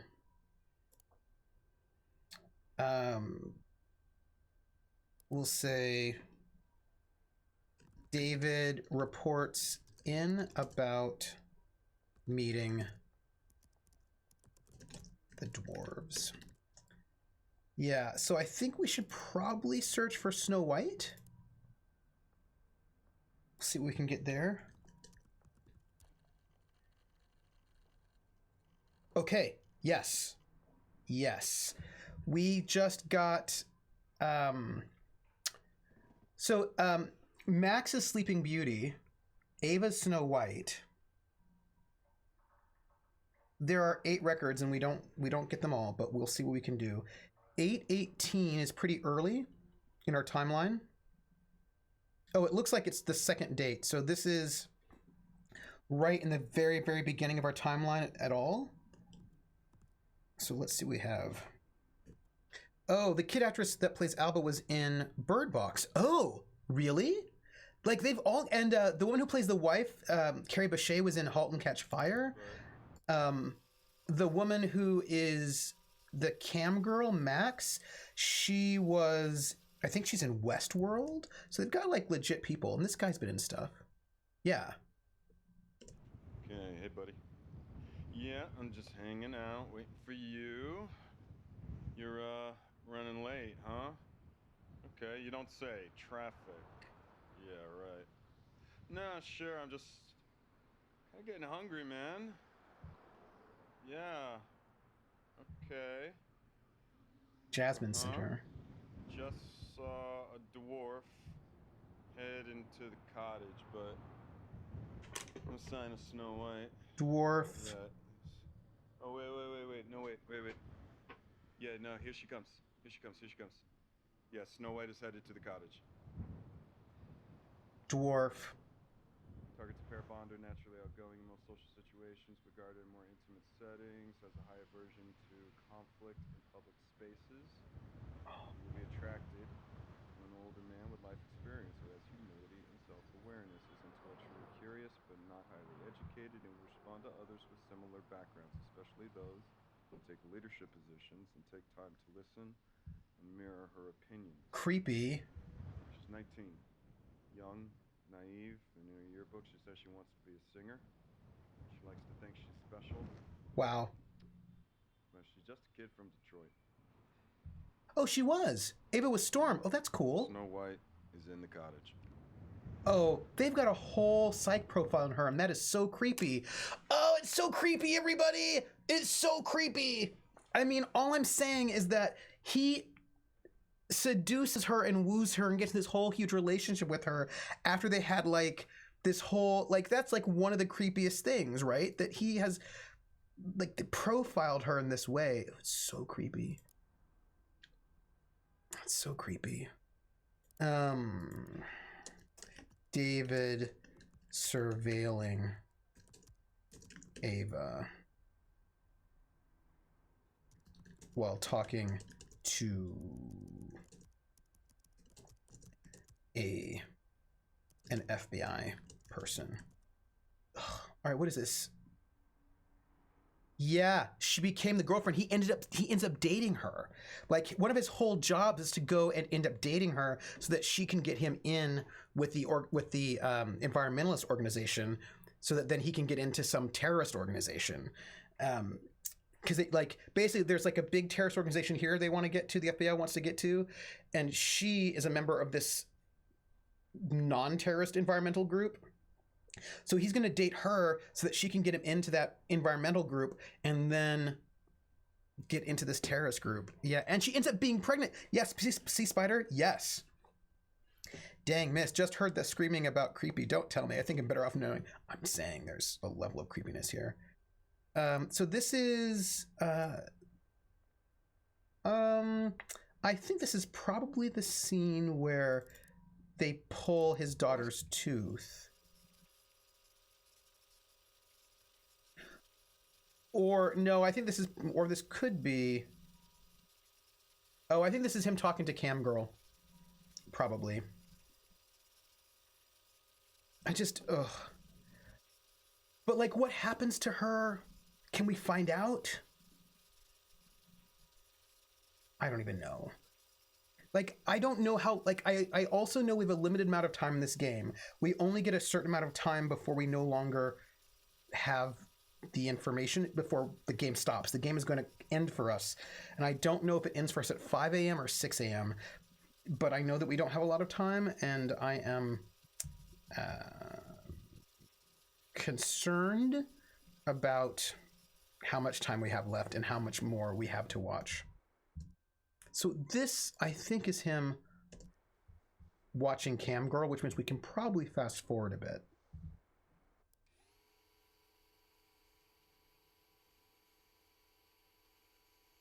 Why was he interested in Cam Girl in the first place?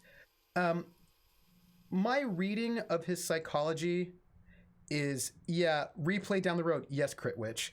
My reading of his psychology, Chicken Wolf, is that she was someone that he could talk to. Fantasy escape, but also like, so he's undercover right now. He's got his wife that he can't tell what's really going on with. He's got this FBI undercover life that he can't really tell what's going on with.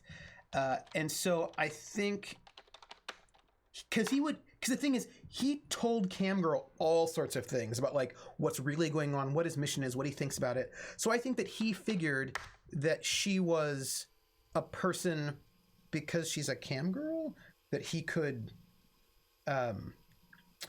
talk to in confidentiality about his secrets as a way to,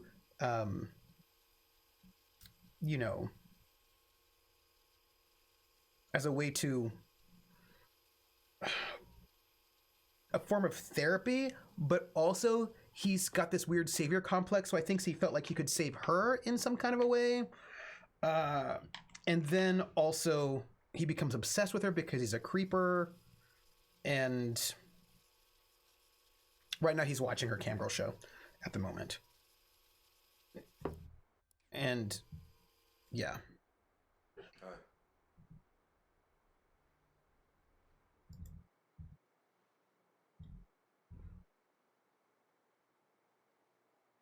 What kind of guy? Yeah, and she doesn't want to be saved.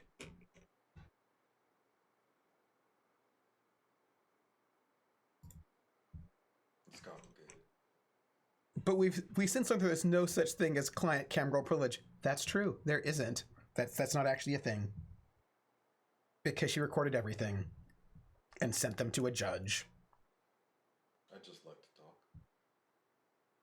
Oh, this is like his first meeting with Cam Girl. You don't have to look at the camera. You can look at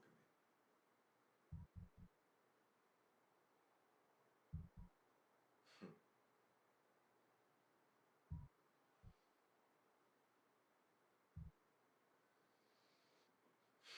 So creepy.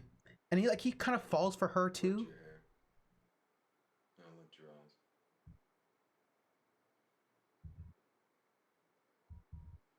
No, I liked your hair. And I liked your eyes. If you don't want your info out, don't share it, Why dude. Snow White? Oh, that's interesting. So the code name for Ava is Snow White, but she was calling her, the Cam Girl's calling herself Snow White as well. Oh, I thought she was Sleeping Beauty. We should do a search for Prince Charming. Yet, as my mother always said, don't write things down you don't want in the newspaper. For work? He grew a beard for his undercover agent stuff.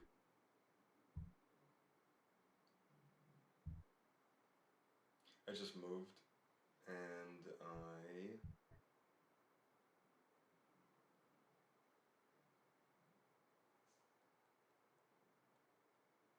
it's a secret.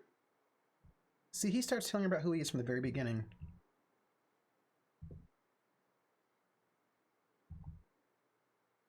Guy sketch.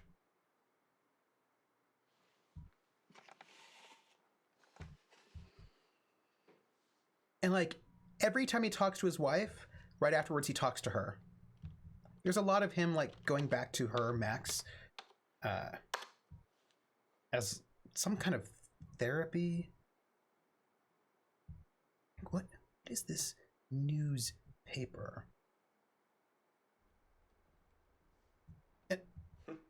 And Cam Girl, Why lie? I don't know you. You don't know me. Cam Talk takes care of the transaction. Everything's anonymous. Right? We can be honest with each other here. It's totally different than in real life. oh, I don't think we looked for lie or honest, did we? Or truth? We didn't look for those words. I forgot. Aneo said we should look for them. Yeah, we have to look for those.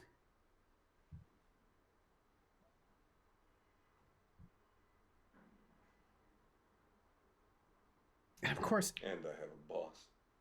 everything she says to him is a lie, for the most part.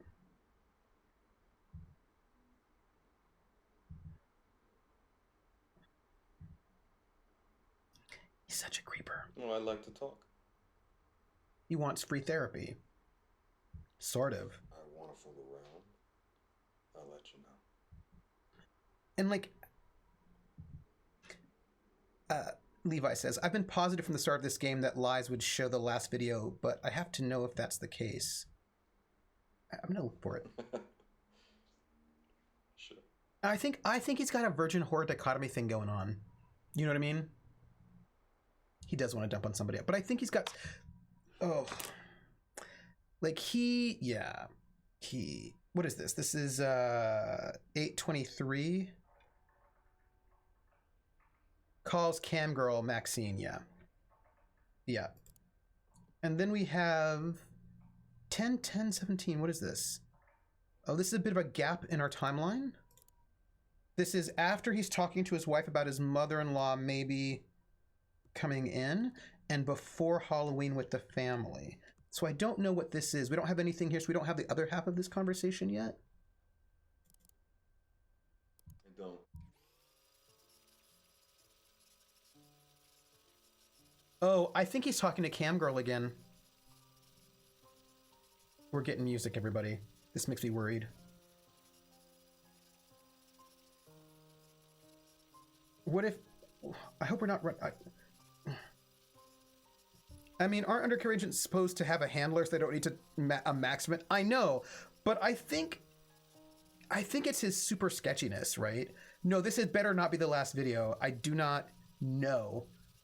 Inappropriate. We have to have more videos in this.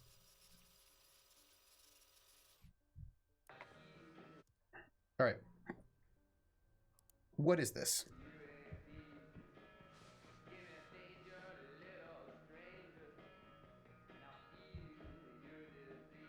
Velvet Underground?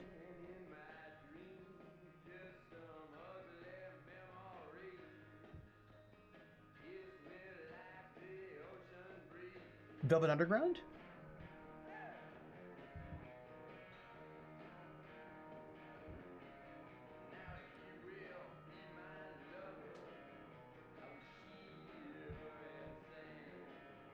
Oh.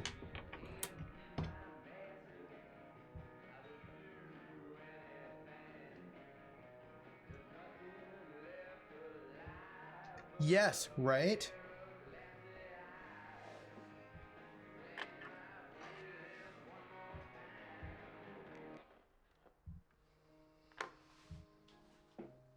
Oh, unless... No, that music was in his house, so I don't think that she could hear it.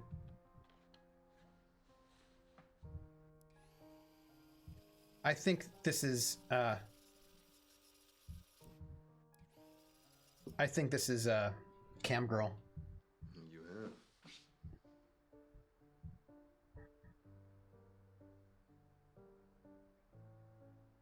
Mm-hmm.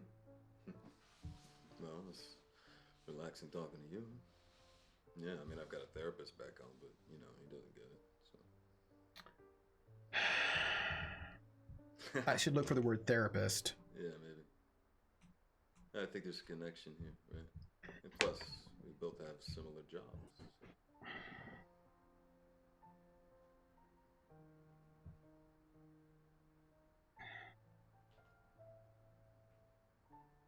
Mm-hmm. He's obsessed with her. Well, I come from a cop's family, and I've always wanted to help people, but police work is just too messy for me, so Yeah. And ever since high school, it's been a dream of mine to be a special agent. Well, Creepy? We can't all be astronauts, right? So creepy.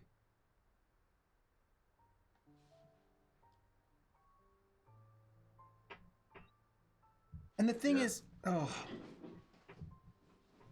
Yeah, it is. I still want to know what happens with You know, Ava. the rush, the adrenaline you get is nothing like it. You lie to people and they believe you. I have to look for a lie. And I sleep like a rock at night because I know I'm helping people. So. Wow. Wow. What's your real name? And don't tell me it's Snow White. What?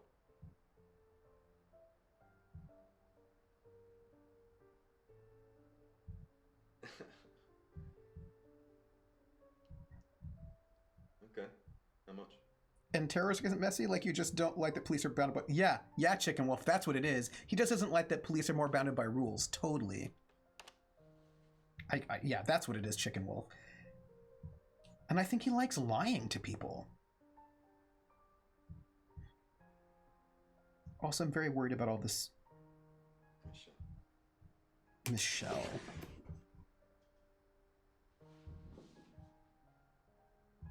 I'm Michelle. I'm David. Ugh. That's not even her name, though. Oh my goodness.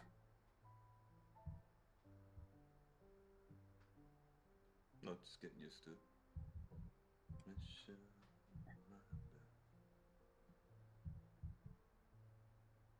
I don't know what a Michelle looks like. Yeah. He likes eating with live. That means he's more intelligent than them. Yep, extra creep. Yep. I bet it does. Let me ask you another question. What? He wants to... He wants to date her. Next time. This is what she does for a living. You're not special. Yeah. Whatever. You must get a rush of dopamine and adrenaline from being a pathological liar. Yeah. Especially like in a space of danger. Do you know what I mean? Also, she doesn't like you. This is her job. Whatever. He doesn't listen to me. Getting to know Max.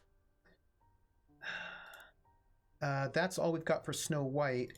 We should probably do lie. 13 records matched. Okay.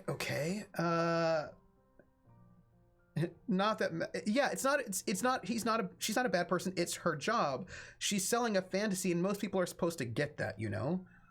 So on the 3rd of November, he talks to Emma about his mom's dementia, and then also he watches Bird on a Wire with Ava. That's what's happening. This is at 9 at night, so he's probably...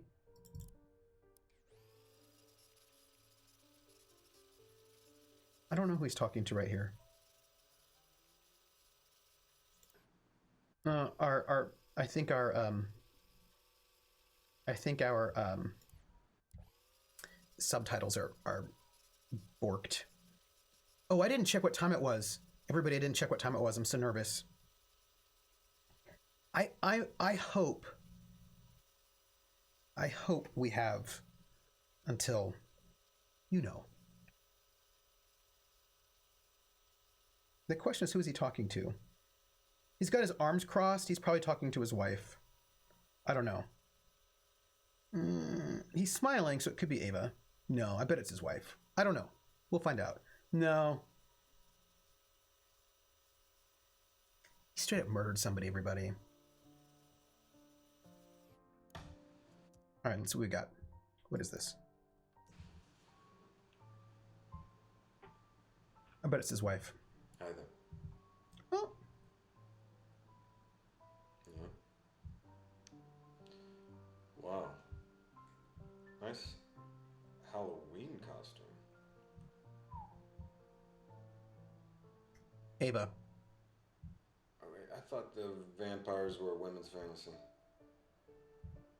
His wife?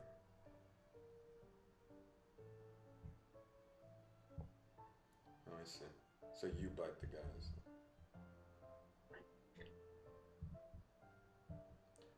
Oh, wow, that's dark.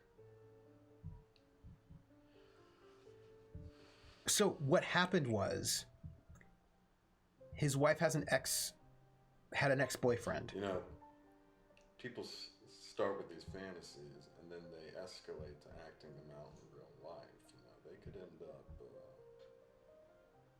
up. Okay, touche.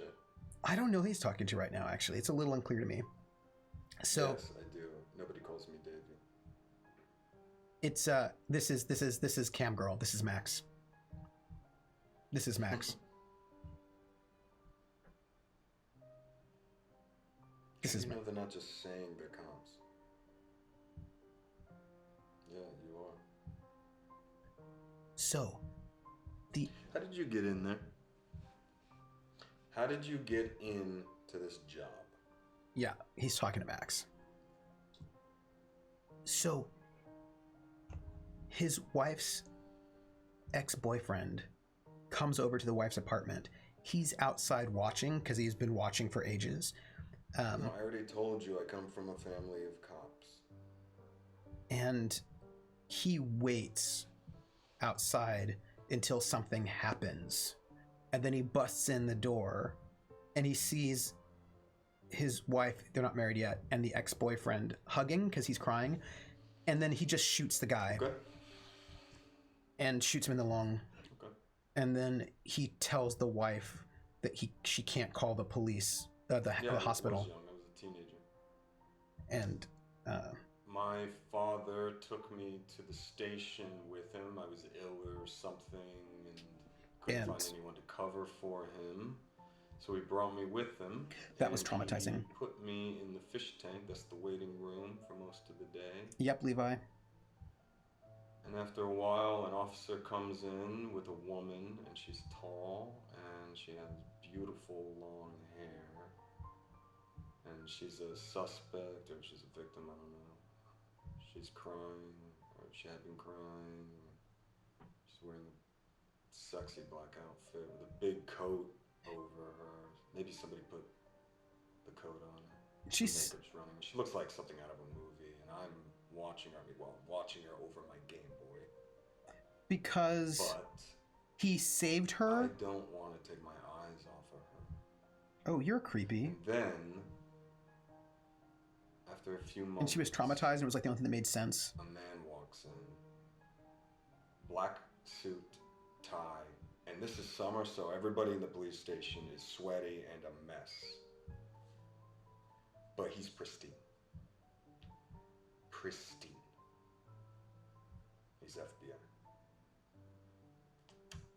And he sits down and he talks with her and she cries on his shoulder and he is so solid and the look of relief and gratitude on her face. Wow. And he takes her to the interview room and now she can't take her eyes off of him. Wow, you've got so many issues. Yeah. Yeah, I want to be that guy. Yeah. Wow. Okay, enough about me. Enough. I want to know about you. I want to know how you got into this job, and don't tell me this ballet story. I know it was a lie. Stop. The Bolshoi Ballet never performed Giselle in Paris. I know this. Yeah, Javai.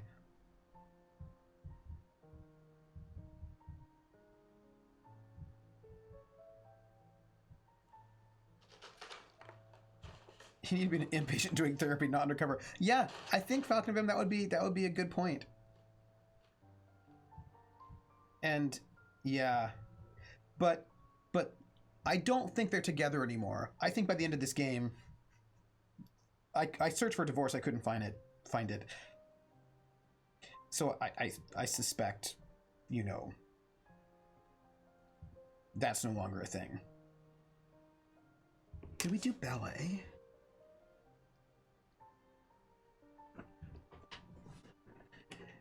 He's such he's such a creeper. Do you know what I mean? Like, he's like got so many issues. They're just like dripping off of him. His issues are dripping off. Oh, I don't think I told you all. We have a giveaway. It's God's Trigger. It's an indie action game. And we're going to indie action co-op game. I'm going to give it away.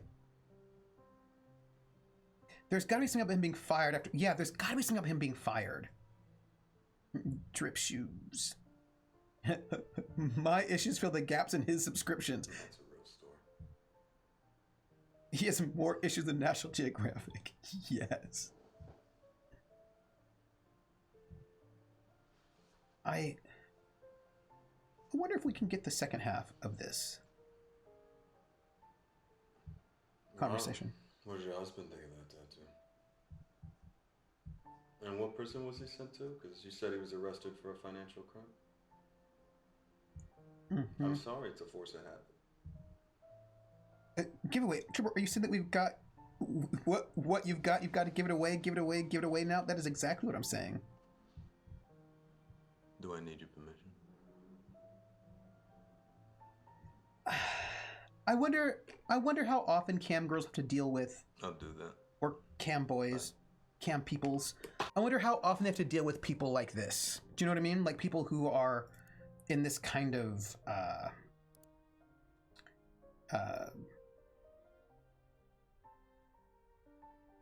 like, I wonder.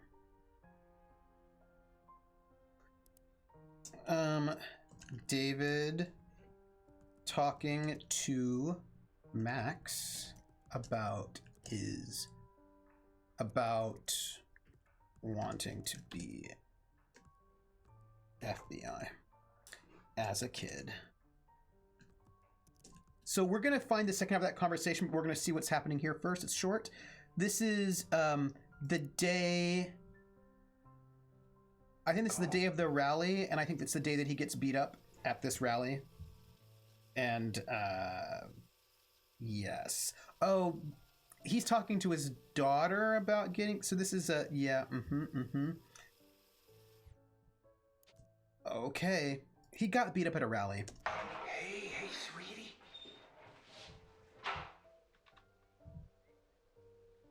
Oh, no, it's nothing. It was an accident. Got beat up at a rally. No, nothing like that. It was just, you know what? We were playing too hard. Look, Trooper, says Sea Spider. I have a board game store. People I have D&D and come to ask for real magic books. Cam girls must deal with weirdos all the time. I'm sure that's so true. I bet it's really bad. Yeah, owie.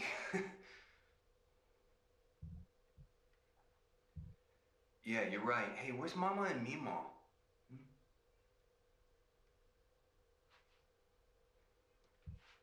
Okay, listen. Don't tell Mommy about Daddy's missing tooth, okay? I want to tell her myself.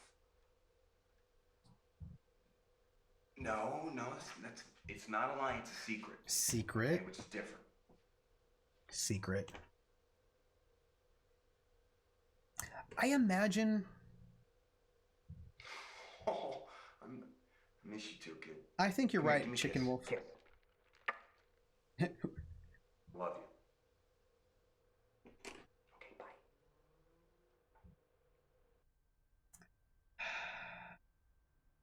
That's besides the point, Jer. It's 4:40. I don't know if we have till 5 or 6. It's freaking me out. Let's look for vampire. I think we can probably get the other half of that conversation if we do that. Yes, indeed, we can.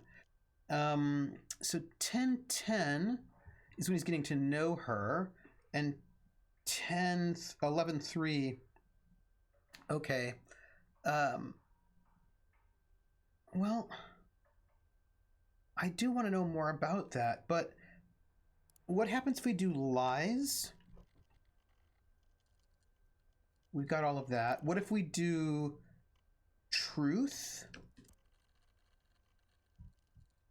Oh, well, we do get some new things that we did not get before. Including some really, oh, hey, look at this. 1121 is a scene we've never seen before at all. At all. It's the latest one we have. Okay. So I think we just have to look for this one right now. No, we don't. We're going to go through the whole thing. But it's a new one, and we're going to get there last, and then we're going to see what's up. So 227 is a kind of a weird moment. This is after he talks to, let's see, what do we have in our notes? He's telling stories about Rose Red and Snow White to his daughter. He and Max have this little hypnosis play. The day after this, he makes some kind of a drug deal with Harry. So this, we're not quite certain what's going on here, but let's find out.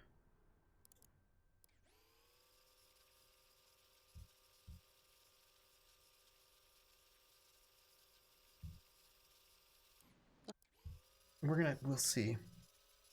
Yeah, yeah, all over the map, everybody. But it's Ava, so, you know, I want to know more about her. Hey, what's up?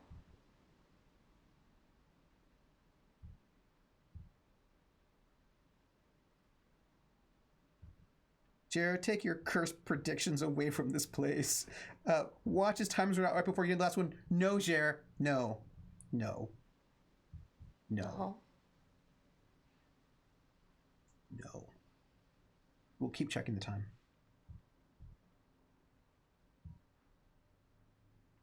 Did we do kill or murder? I'm terrified of that happening. You know, I think about Barry dying and my mom finding him someday.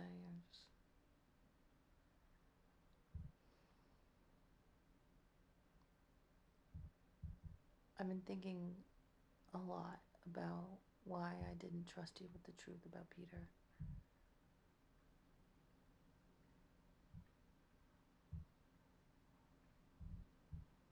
I always thought that I was angry at the group.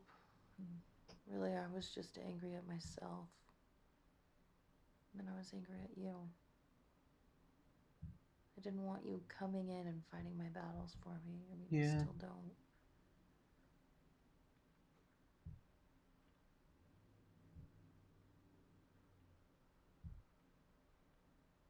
But I trust you. Trust There won't be any secrets between us. I don't want you to date him because he's bad. Yeah. She was Storm. It's fine. And the thing is, I think about how she fell for him, but he had her entire psychological profile and they crafted an entire persona for him that was specifically made for her to fall in love with. Do you know what I mean? Like, how creepy is that? Like, that's so...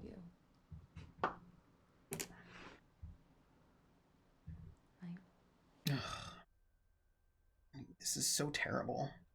That's 227.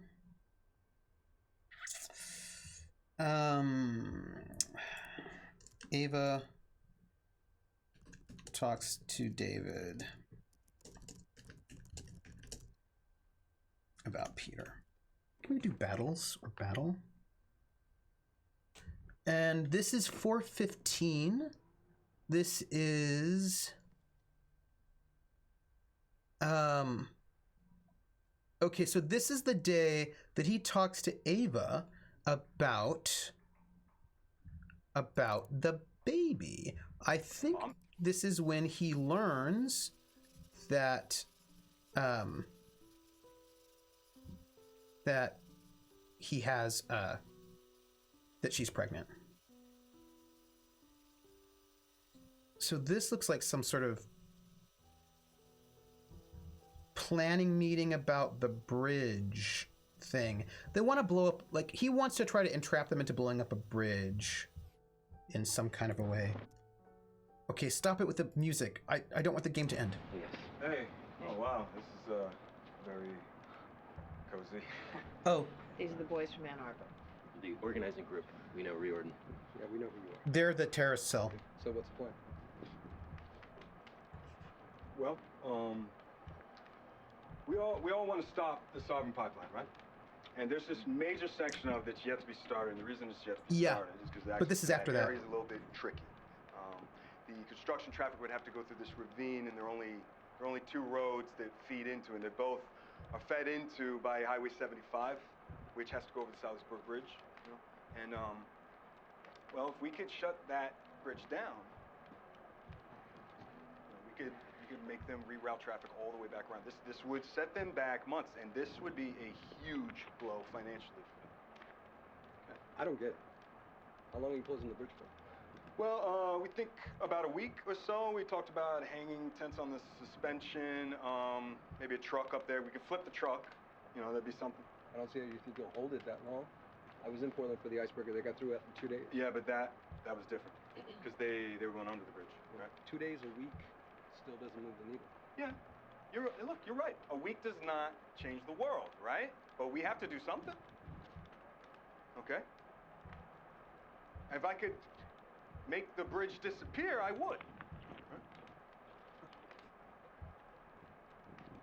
I can't make the bridge disappear. Okay. But there is another thing we've been going back and forth in the organizing group. Kind of a plan B, something just bigger. The bridge has 4 main support foundations, and if you were to attach enough explosives to like one of those pillars, the whole thing would come down. Like the bridge over the River Kwai. Hey, listen to me. We could do it at night. Nobody gets hurt. Entrapment. Know where to find all that amount of explosives. Sounds dangerous. Well, in the history of America, bomb making is how you teach truth to power, right? We are out of options. We have few. We all want to stop this pipeline. Entrapment. Right? To destroy it. So shouldn't we be fighting back? Come on, right? I mean, fortune favors the bold. I don't think they trust you. What about you, Eric? Are you on board with this? You want to blow up the bridge? Look, I want to do this. Let's everybody. Hey, it's okay, Tom. David, Eric, why don't you guys go outside? See, he wants them to Okay, so this is all right. It's 4:41 a.m. This is 4:15. And then this is where he meets with Green Storm and pitches the bridge bombing idea. And I realize that there's a whole bridge plot going on, but don't you want to know what happens with Ava? Okay, so look, this is it. This is the most recent one we have. And, ooh! The name game. Come on, everybody. I said, now let's play a game. I bet you I can make a rhyme out of anybody's name. The first letter of the name, I treat it like it wasn't there. And then a B or an F or an M will appear. And then I say bow at a B, then I say the name, then banana, fan, or info. And then I say the name again with an F, very plain, then a fee, fi, and a mo. And then I say the name again with an M this time, and there isn't any name that I can't rhyme. Rissa, Bobissa, banana, fana, fofissa, fee, fi, mo, missa. Rissa.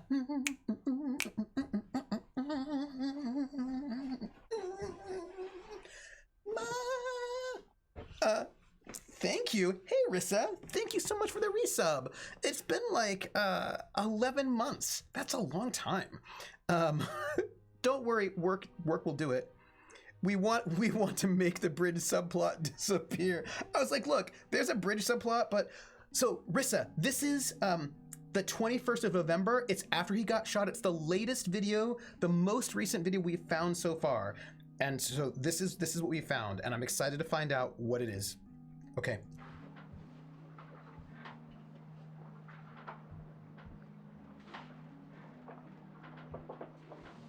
We've only got like 20 minutes though.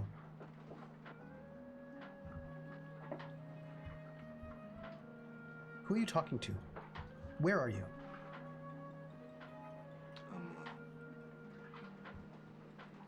I'm sorry for what happened. Emma. Yeah, for all of it. Yeah, I think it's in the boat.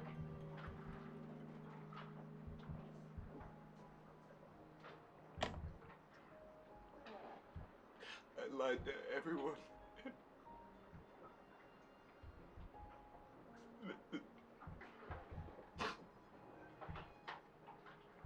The truth is gonna come out, but I need shit.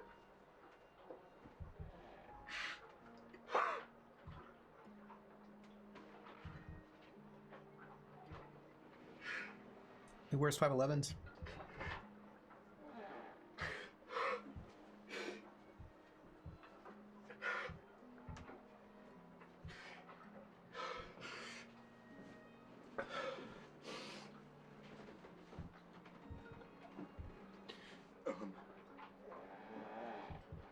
Sounds like the boat. I'm sorry for what happened. For all of it. I lied to so many people, and maybe the truth will come out and maybe it won't.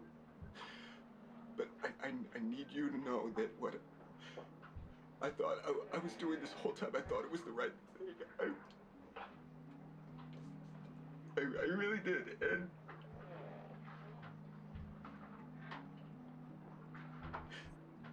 I wanted you and Alva to be proud of me. No, this is to Emma. This is to his wife. And that night that we spoke of,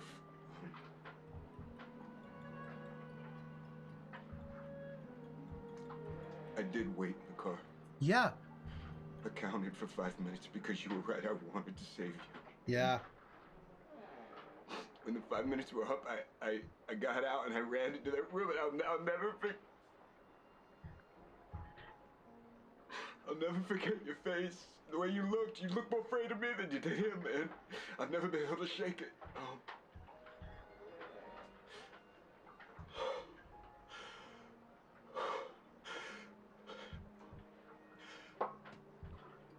I want Alba to grow up thinking that I was a good man. That sounds very past tense. Please. Even if you have to lie. Hey, uncertain memory. And I want you to know that you were loved. Even if it wasn't a good man loving you.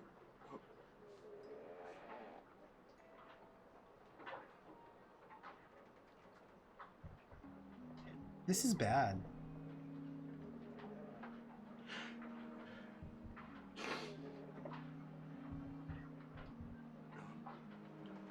I'm gonna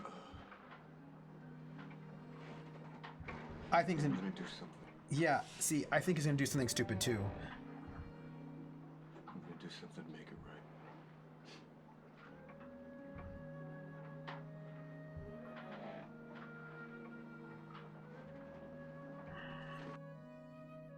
Yeah. It certainly sounds bad. I hope it doesn't end with him eating his gun. I mean, right?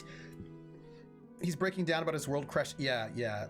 So the thing is, how do we get the other half of that conversation is the question. What words do we use to get the other half of that conversation? I imagine he's talking to his wife there.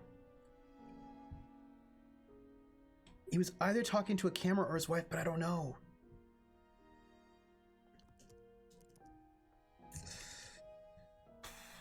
He confesses. Yeah, that one could have been a one-sided confessional, yeah. Yeah, I think you're right. I think you're right. Yeah, I think you're all right. That feels that all of you. I think you are all correct. The night. Well, it is 4:41. I realize that there's a whole. Yeah, it did seem one-sided.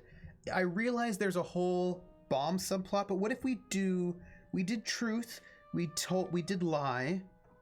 What if we do honest? We have everything there. What if we do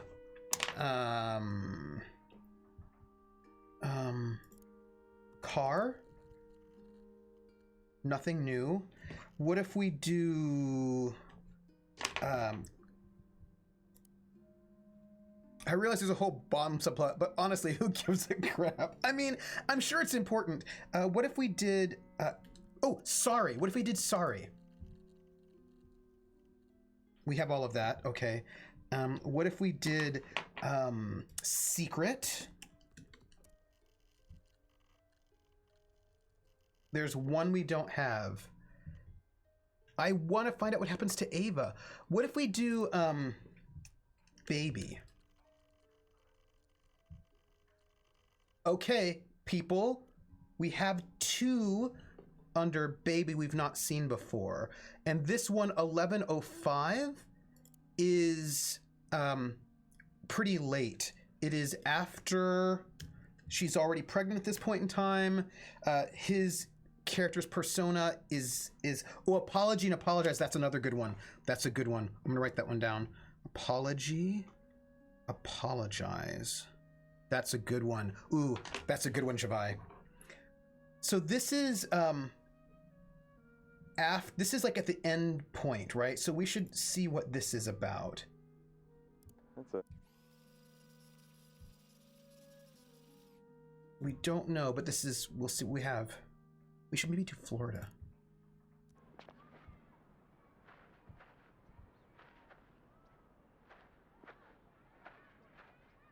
Does he? How you doing? Is he drunk? Good, yeah. Nice weather, huh? It's gorgeous, huh? It's cute, baby. What's her name? Oh, her name is Star. Star? Mm-hmm. Oh, wow. Hey, Star. That's a nice name.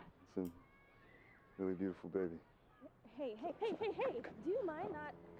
Sorry. Excuse me, sir. David, I told you Ava, to stay away. Ava, I just wanted to see her, okay? No, you don't get to see her. Listen to me. This is a public place, okay? I can... Get away before I call the police. Ava, I want to help you, okay?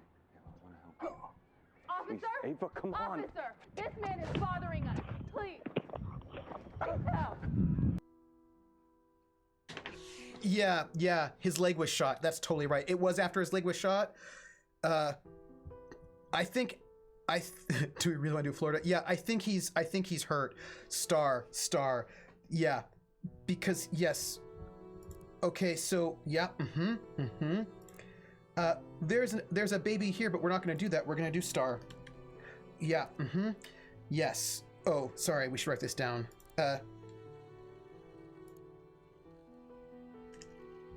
David stalking Ava and the baby. Yeah, okay. Okay, here we go. 11:22.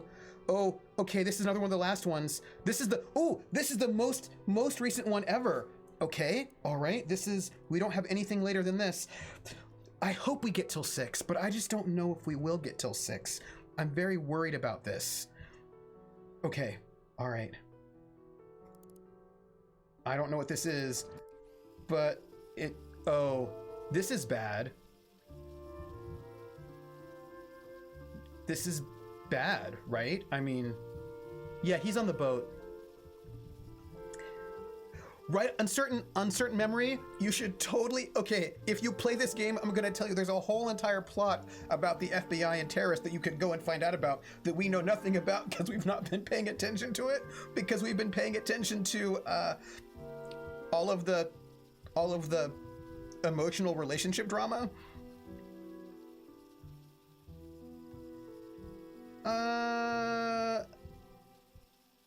You know what? I don't know. Oh, you should totally play Uncertain Memory. You should play. There's like many hours of footage, and we only have a limited amount of time to actually. You only get. So the thing is, look, if you're supposed to care about the terrorists, there would be more like than 5% of the videos. They might actually be more than 5% of the videos. I don't know. We just don't look for those ones. So here's the thing I was thinking about. I just know, like, I feel like Paladin Hulk played a totally different game than we did, because he was just like, immediately to bomb. He was like, bomb, knife, terrorist, like he went right there, and we were like, let's not, I still have not searched for bomb, or knife, or terrorist. I'm like, later. But you should totally play it on Uncertain Memory, it's really interesting. Okay. Maybe? I don't know how long it took him, but I think it did not take him as long as we did. Hi. This is David Smith, or Miller, or Jones, or however you know me. What is he gonna do?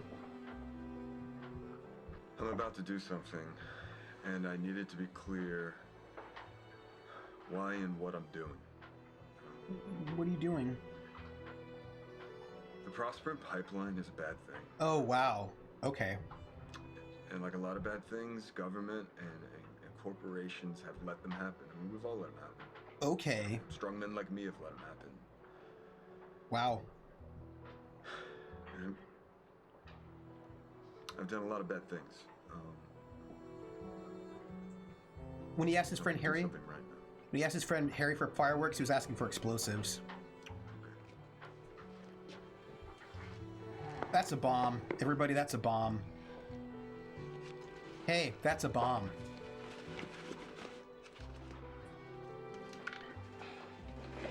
Wow. Wow. Okay. Yeah, his leg is... He was shot recently. Yeah.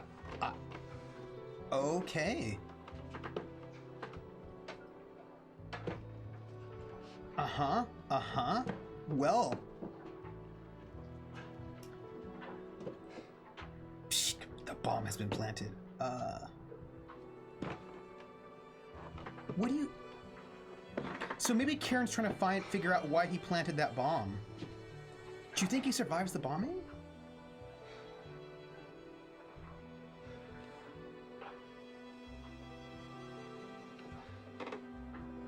Well, she shot him in the leg and the police came, so I suppose she's safe?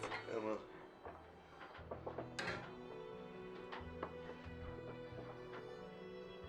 Oh. You deserve a partner who's strong and good and real. And Ava, you are and you will always be something special. You are a piece of work, my man.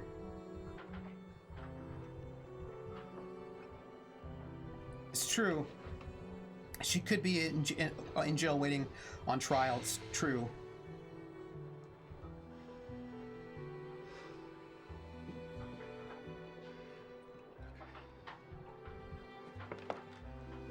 Yeah.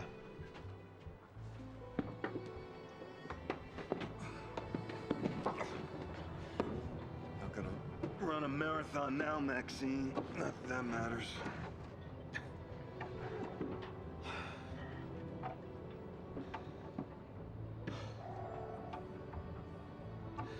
I want to dedicate this act to my children, Alba and Star. I only wish that the two of you grow up to find a world that's a little bit better than the one I'm leaving. You see, Spider, I see you. Twist, Carrot is an insurance officer working for the pipeline. We've been playing the bad guy the whole time.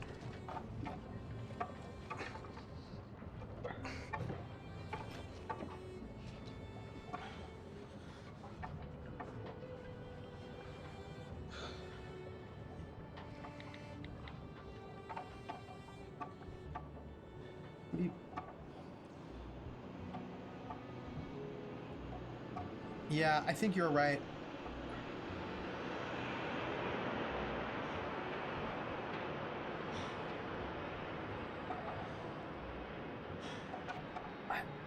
think you might be right about, but is the bridge over water?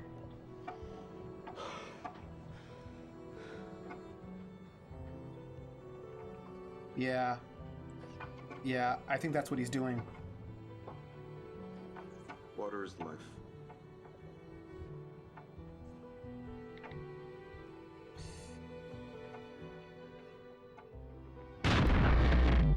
Ooh. Ooh, people. People.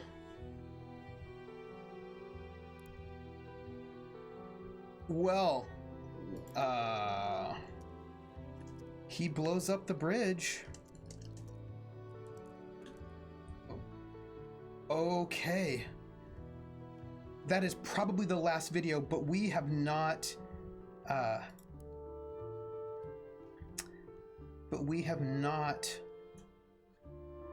seen them all yet.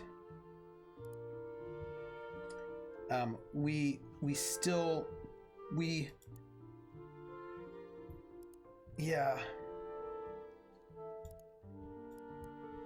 So we have 105 bookmarks, which I think we clearly have not seen all the videos. Let's see.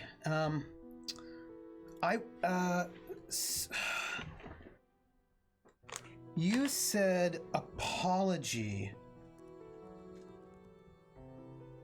Yeah, apology? A video fragment here, a video fragment there. Oh, wow. Levi, you know, I feel like you should get a pun award. Am I not spelling apologize right? I feel like I am, right? Levi, I see you. Should we do trust? Oh.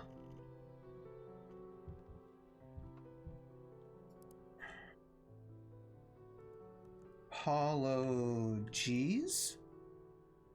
Oh, apologize. Mm-hmm. No. I'm gonna get back to trust here for a moment. This is a video with Cam Girl, Max. You don't.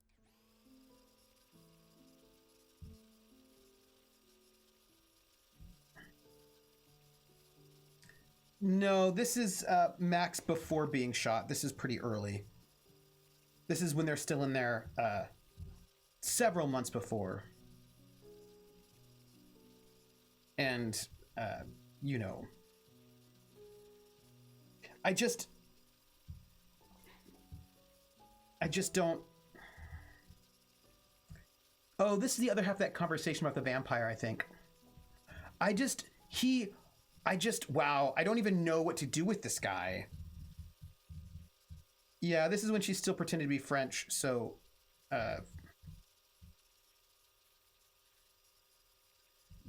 yeah. I don't even know what we do. Like, this is, so clearly Karen, I don't know. She's trying to figure out why he did it, right? This is what I'm thinking. Well, we don't have to do anything with him. He took care of that. Yeah, that's true. Ava is still not in jail. That's true. That's fair. Suicide bombing? Really? But the thing is, you know what? He's doing that because he doesn't want to face the consequence of his actions.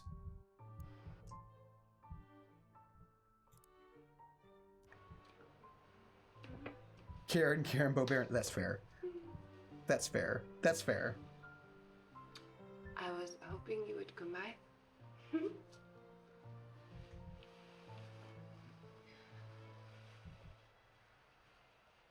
You like it?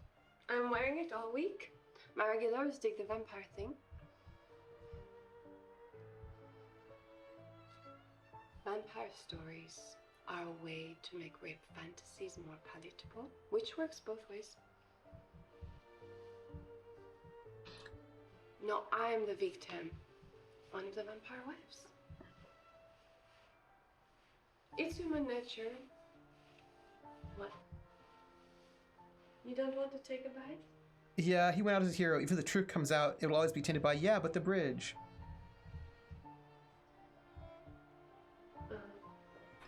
Yeah, I mean, vampire fantasies are about rape and then also disease. Government agents? Metaphors. Davy. Do you mind if I call you Davy? Okay. Well, now they do. So, Davy, you are the least horny law enforcement agent guy I have ever come for. Cops are normally the most twisted. Yeah, uncertain memory. There's like a whole long history I'm good at my job. of them as like a metaphor for sexually transmitted disease. And the bite. What?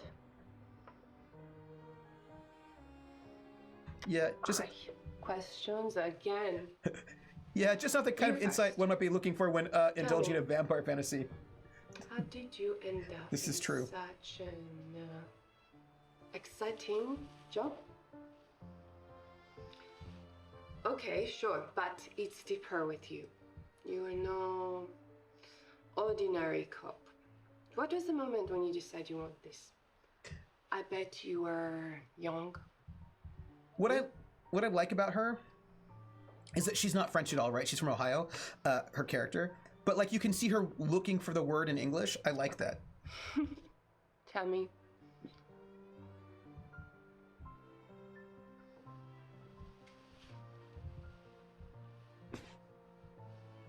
So this is when he tells a story about, right, seeing the woman and the coat, and the thing is, she clearly has a good sense of psychology, like a really good sense of psychology. But of course, that's what she does, right? Like she has to be like a study of human nature. And you wanted to be this guy? Right? It is her job, and she's very good at it.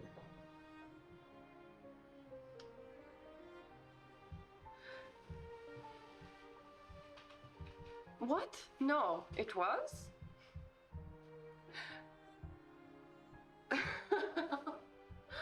You are good. Oh. Well, I come from France, as you know, from Paris. She does not?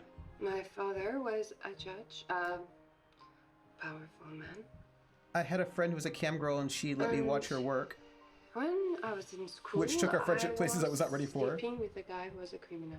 This upset my family, who were worried about a scandal. And it was really all about knowing My father sent me to America to study. what the other person wanted and where they wanted to This is where spend. I met my husband. He worked in a bank, he made a lot of money, Yeah, but he treated me badly. And so I told authorities about his insider trading. I divorced him while he was in prison. But now I had no money and I had no education, so it's a man's world, Davy. But doing this, I get paid for it. And I can make men disappear like this with a button, which is quite something. Not all the guys are like you, Davy. she tells him this because it's part of her job. Dracula being written in Victorian times. I cross my heart. Oh, look. Here says Max.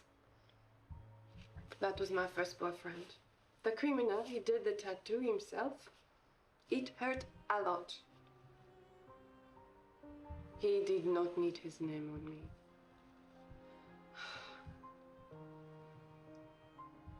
You do not trust me. Are you going to be one of my regulars?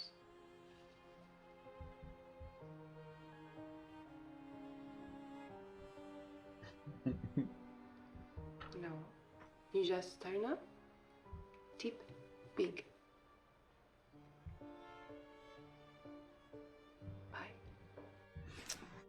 She is so good at what she does, and he's such a creeper. That's all. 11, 3, 17. I think we already have this one on there already. Yeah, we have that one already. I love her too. I do love her. Yeah, she does. She's got the broken English thing down, and I love that. But I love, but also sad that she's not French. So maybe if we look for, did we did Secret, right?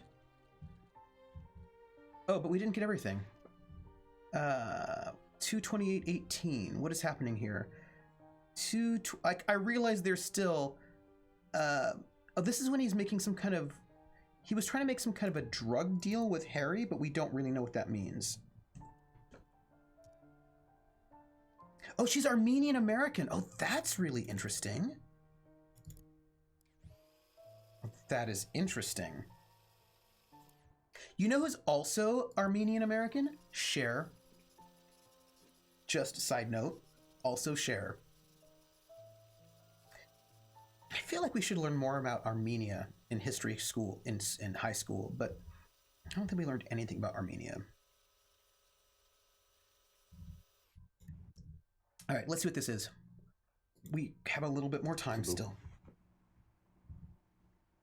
No. Still my sisters. Been arguing with her all day about Mom. She wants to get her more in-home care, and I think we need to send her someplace where she could be surrounded by help 24/7. Oh, he's talking to Ava? Yeah. He's It's back. not safe here. He's back It's home. not practical. Hmm. She's ill. The Kardashians are also Armenian. Got dementia.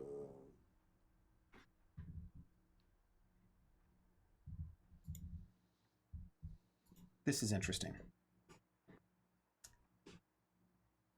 This is how he played off the little girl.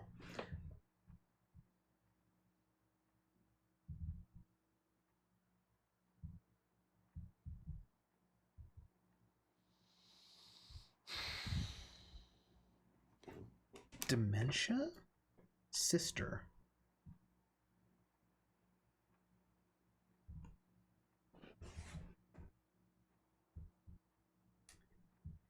I think he's talking to Ava here. Even though he's at home with his wife. Yeah. So that's awkward. I get it.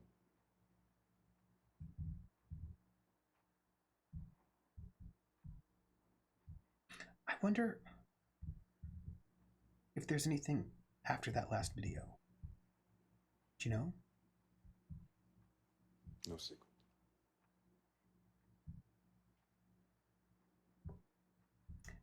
Ava is the woman. I don't want to keep talking, but it's late here, and I don't want to wake anybody up. Is the woman that he was dating as part of his FBI cover, right? That he, as the FBI, he went undercover and he was dating this woman, Ava, who was like cool, wanted to be a singer. She was in the environmental group, and he's dating her simply to get in with the environmental group so he can get in with the terrorist group. Yeah. And so the thing is that, you know, he's married and has a daughter, but he's dating this undercover woman. And if we do sister, maybe? Oh, that's not going to get us the other half of that conversation. He did. He also had a daughter with her as well, because he's kind of...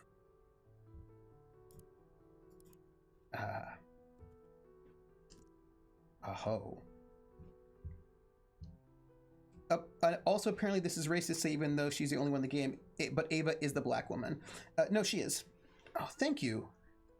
Thank you, Jer.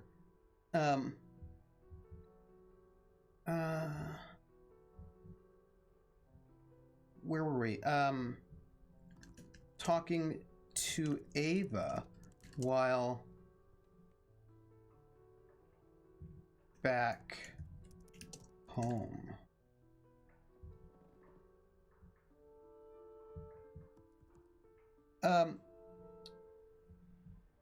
So we need to, I really want the other half of that conversation, is what I really, really want. Oh, we should raid Rockette. That would be awesome. Oh, good. Is she still live? Because that would be amazing. Hey. Okay, the other two should be around the back. Oh, we should probably search for Eric. They are freaking out. Why? No. His sister called me.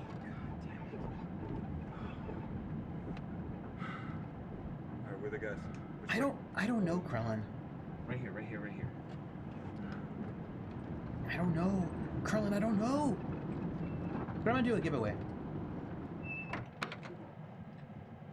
Hey. Yo, what the fuck happened? They raided Peter's apartment out of nowhere, and they found a lot of drugs. And we're all friends with Peter, right? I'm no friend of his, all right? We carried his ass for too long, and that guy's a creep. And now he's a drug dealer, too? We need to distance ourselves from him. This could be a stick that the police could use to beat us all. Yeah, that's exactly what it is. What? Well, come on. Peter's an asshole. He's not a drug dealer. You know that. I mean, you think you know a person and... Really? I think he set up Peter. This to me smells like a total leverage play, right? The police, they set him up, and then they get to interrogate him themselves and then flip him. I think... Yeah, no, David, I don't know. This seems like a lot of effort to pull off a stunt like this. So what? They're gonna make Peter an informant now? He wouldn't do that. He wouldn't? Because let me tell you something, Prosper, they're feeling the burn, so they're gonna hit back however they can. Pick the guy who they think is easiest to flip. Yeah, that's exactly right. See, Chris is right. I'm telling Eric, you can't be this naive, right? To think that this drug thing is legit. If it is the feds, what do? We lay low. We protest peacefully, and we exercise our democratic rights to organize and to ask questions. No, this isn't a game. It's not a drill. We need to fight back. Okay, so what? So what, this is a war now? Yeah. I'm with David. We need to escalate. No. Eric's the one who's talking about war. Come on. All right, I'm just there to support. I think that guy Chris is also FBI. Here we go. I think that guy Chris is, I think, either FBI or Okay, yeah, ready. or Black Kite. Hey, nice shirt. Yeah, I think he's oh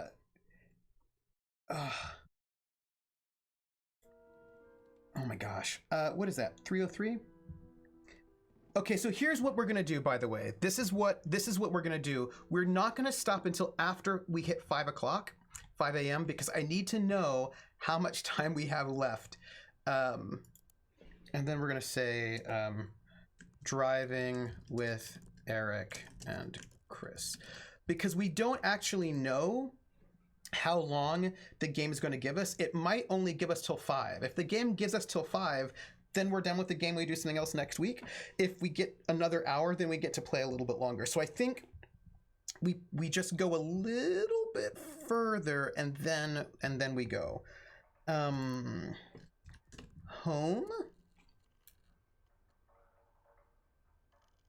Oh.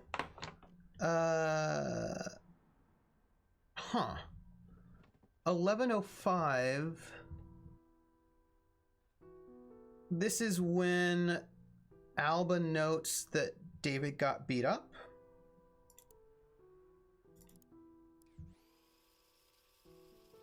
She always wants him to come home, but I don't think he can. Oh, Christ, you look worse than you said. David, take the weekend off. Come home. We could have a barbecue. You said this job was safe. Also, what did you do? Also.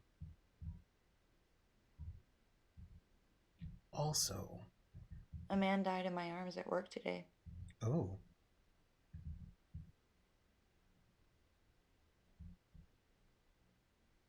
Yeah.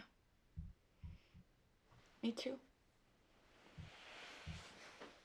It was a shooting. 2 guys arguing, one pulls a pistol. He was stage 4 hypovolemic shock when they brought him in, but, you know, he looked at me, just locked eyes with me, just right as he died. I felt so guilty. Jesus, David, people die just like that. And it's a long assignment, too. Like, it's like a year. Mama's getting worse. She was giving Alba a bath last night while I worked late, and when I walked in, she was watching TV in the living room. She'd forgotten about Alba. Alba was okay, and she was in the bathtub playing with her toys. The water was cold, and she was a prune. But I don't think she picked up on how bad it was. No, I am. I get it.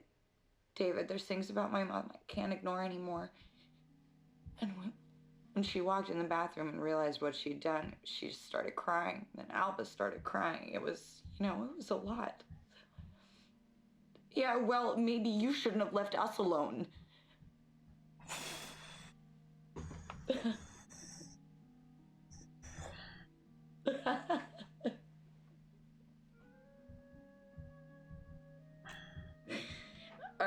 Are we having a fight? We never fight. Because you always give me that look you're giving me now, and I know better than to open my mouth. Ooh, this seems like a really great relationship, huh?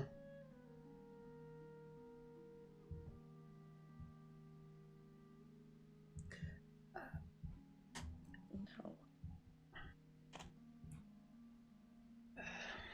Oh, I will see you later, Sea Spider. Have a good time. I don't think we'll be on for much longer, to be honest. We just have to figure out, we have to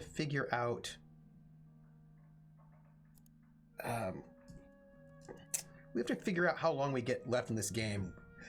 Looks we got 2 minutes. Emma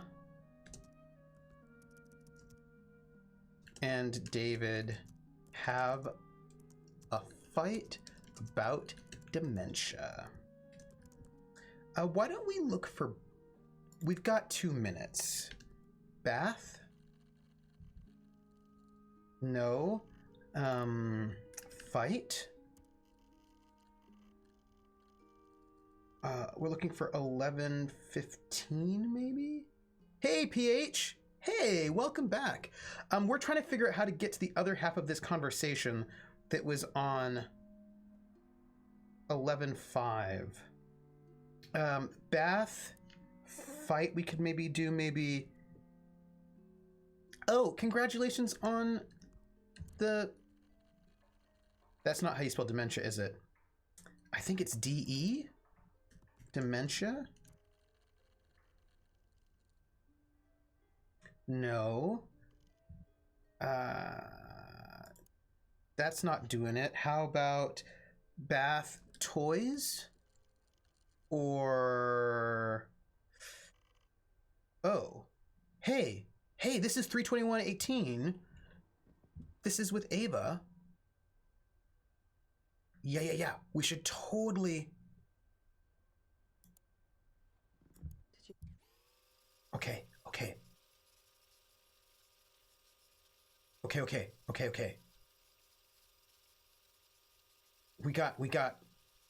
We got some info, some new info. I'm very excited. We've got some more Ava. I'm just searching for terms. Okay, here we go. At the end of the stream, we'll do our giveaway. Dementia. Chicken Wolf, I'm going to try to spell it like that. What you have to say, but I can't be alone with you right now. I knew this was too good to be true. Why did you have to keep it a secret from me, huh? We got that one too, PH.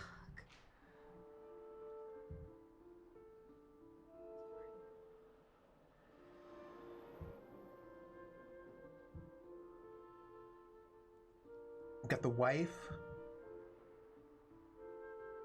I think this is where he's trying to explain that he doesn't have a secret daughter and wife. That was his sister and his niece, which is a lie. Almost. Ooh, almost. Look for that.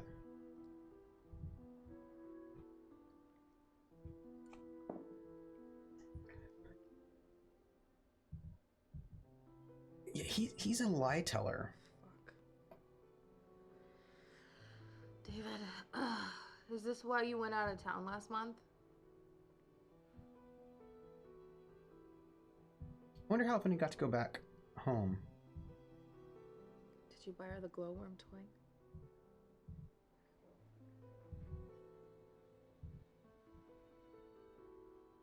Glowworm. Ugh, the fucking boat?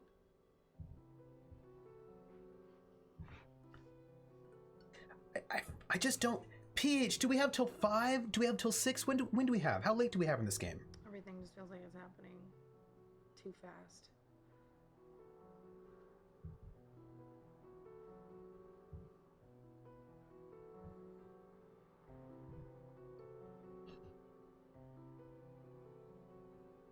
He's gonna lie. Get back. Fine, I'll go on your fucking boat. Oh, what's your dumb boat's name?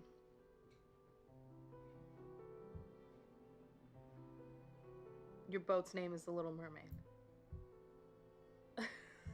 Little Mermaid. I mean, I have a paintbrush. I can fix it. Oh, we need a new name.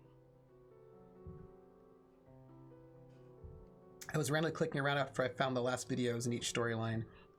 Okay. If the game doesn't end for us right now, we'll know something. Okay. Okay, so this one is easy to get to. The other side of this one, it is 5:01, which means I feel like we can probably... Yeah, he needs to work that one out. Let's see. This is 21:18.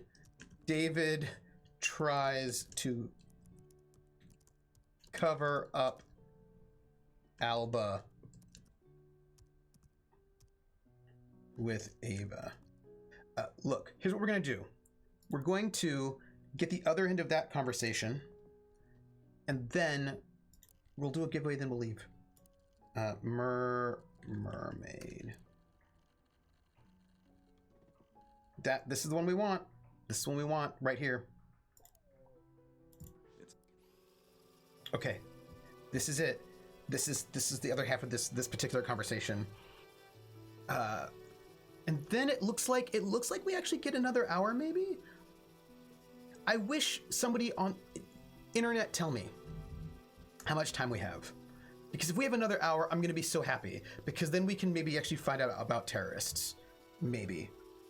I mean, Alba is a type of shrub rose. Oh, that's interesting. PH is a terrorist, not found the proper paperwork to rename his boat. Lil Merbomb is pretty low on my list of grievances with this dude. I like it. Look, will you come over? I want to talk to you face to face. Uh-huh.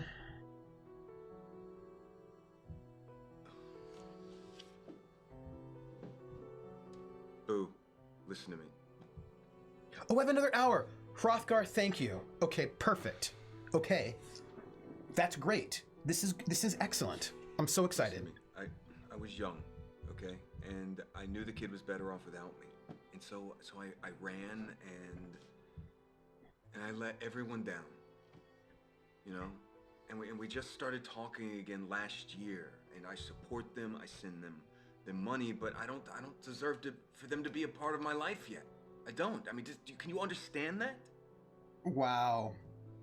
And Alba's she's a special kid, and her mother's never gonna forgive me. But we're past that now, and I have to prove to them, you know, that I can be trusted, so that I can be a bigger part of her life. Wow. You know? Wow. That's a whole lot of lies right there.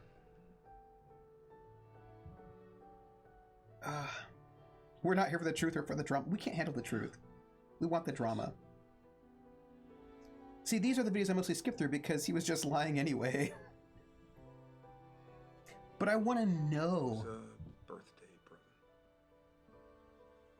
You gonna come on the boat with me? Yeah, listen to me. This is me. This is the part of me trying to be a better person. Okay, Ava? You know, Eric's bringing somebody very important. I need you with me. Yeah, I know. Everything is happening faster than it should, Ava. I came back here looking for a cause. Okay, and I found one. But Next then I week, found you. we're hanging out with terrorists. And I want you both. I want it all. Oh, this is where she's gonna next. She has a name. I didn't name her. It's the Little Mermaid. Yeah, it was too cheap to have it painted over, and it kind of grew on me. Oh, so we need a new name? Okay. You gonna come home? Come home! Now!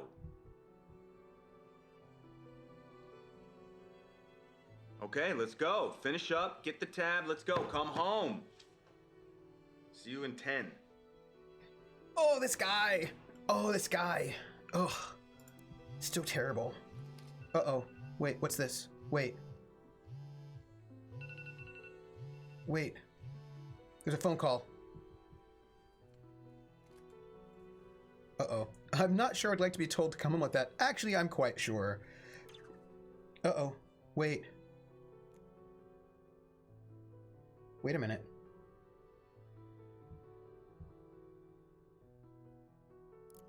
What is this? What's going on? What are you doing, Karen? The extract and transmit file securely to the anonymous WhistleLeaks Dropbox. Oh, this is game over, everybody. Oh, okay. We're sending information to WikiLeaks. Sorry, WhistleLeaks. Open the connection to WhistleLeaks and upload files. Once the upload starts, it cannot be canceled. Do we do it? Do we do it? Do we do it? Do we just proceed? Is that it? Do we just press that button? The wiki listle has no Shadowrun bar. I think we're supposed to. Okay.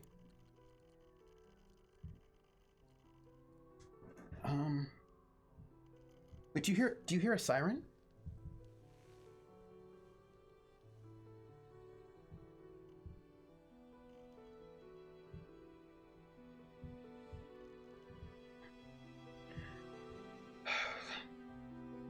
I just feel like we didn't get every single video that existed.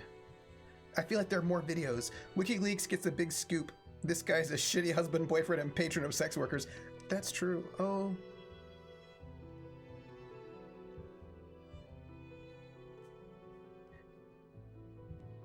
And we didn't get it all. Yeah, I think it's true. I think they make it so that there are more videos than there is time, so there's no way you can get all of them. I think part of the game is what you choose to focus on, like what you choose to prioritize, like what do you look for, and that you would get. Did you discover that Em and her doctor boyfriend killed the grandma? No! No, really? No. What? Is that even true? Is that even true, PH?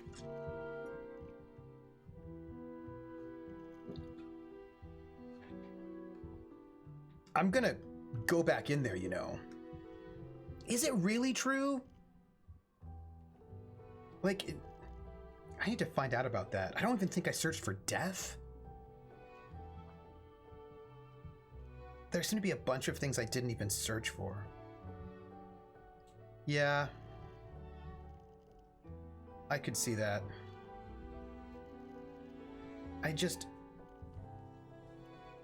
Yeah.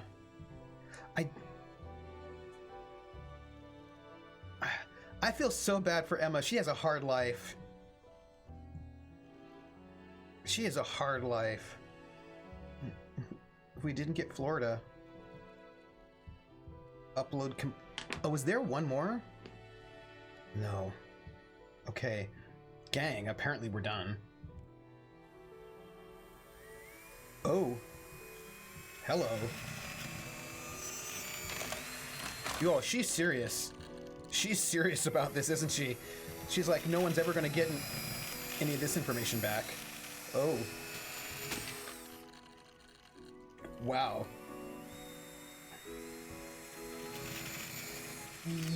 Yes. Crit Twitch, we did. We got the very last bits. Yeah, apparently if you do that, no one's gonna... But you think she... What? That's gonna be bad, isn't it?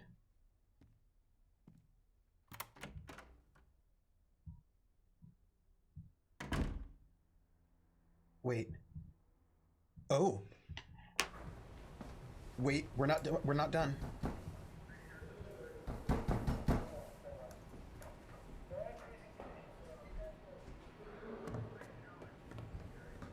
Oh. Okay, okay.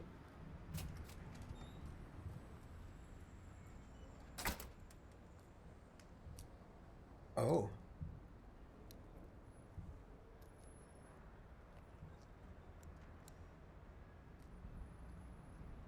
Karen, what are you gonna do on the roof?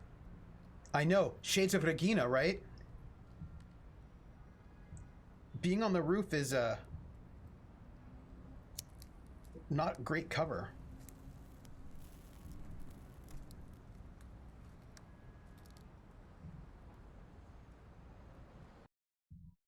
Karen?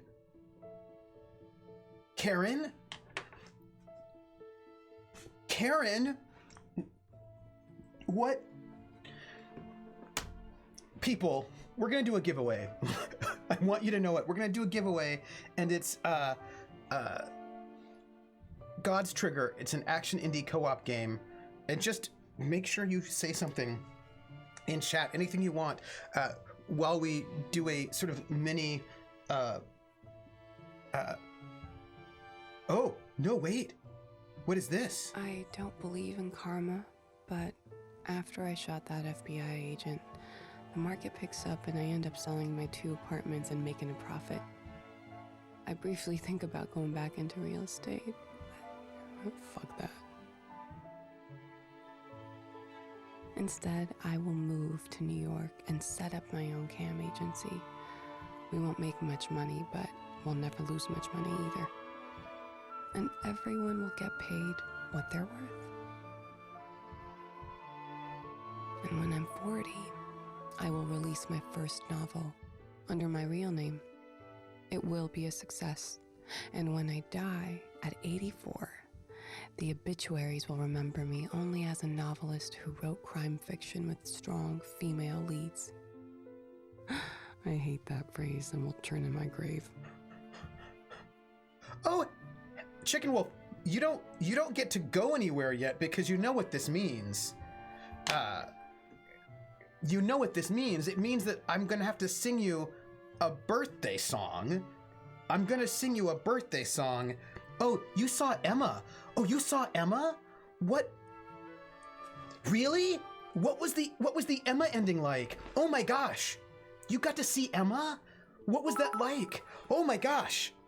Also, I just want to point out that I didn't think I spent that much time with Max. I thought I spent way more time with Emma, but apparently I didn't. Oh my goodness. I won't sing until the credits are over. I've got 2 songs. I've got Chicken Wolf's birthday song. I've got a birthday song for you, Chicken Wolf. And then also I've got a bit song. But wait, I have a question. Emma was all, I moved on with my life, didn't listen to what's his name. Oh, didn't listen to his last video. Good. I want to see the Ava ending, assuming there is one. Oh, I think she became a doctor. Oh, interesting. I assume there is an Ava ending as well. I imagine there's an Ava ending. I imagine there's an ending for each of the 3, right? Oh. Hey, you know what? Good for Max. Good for Maxine. Good for her. You know what? Go to New York, start a cam agency, pay everybody what they're worth. Pay labor, and then become a big novelist and write exciting things.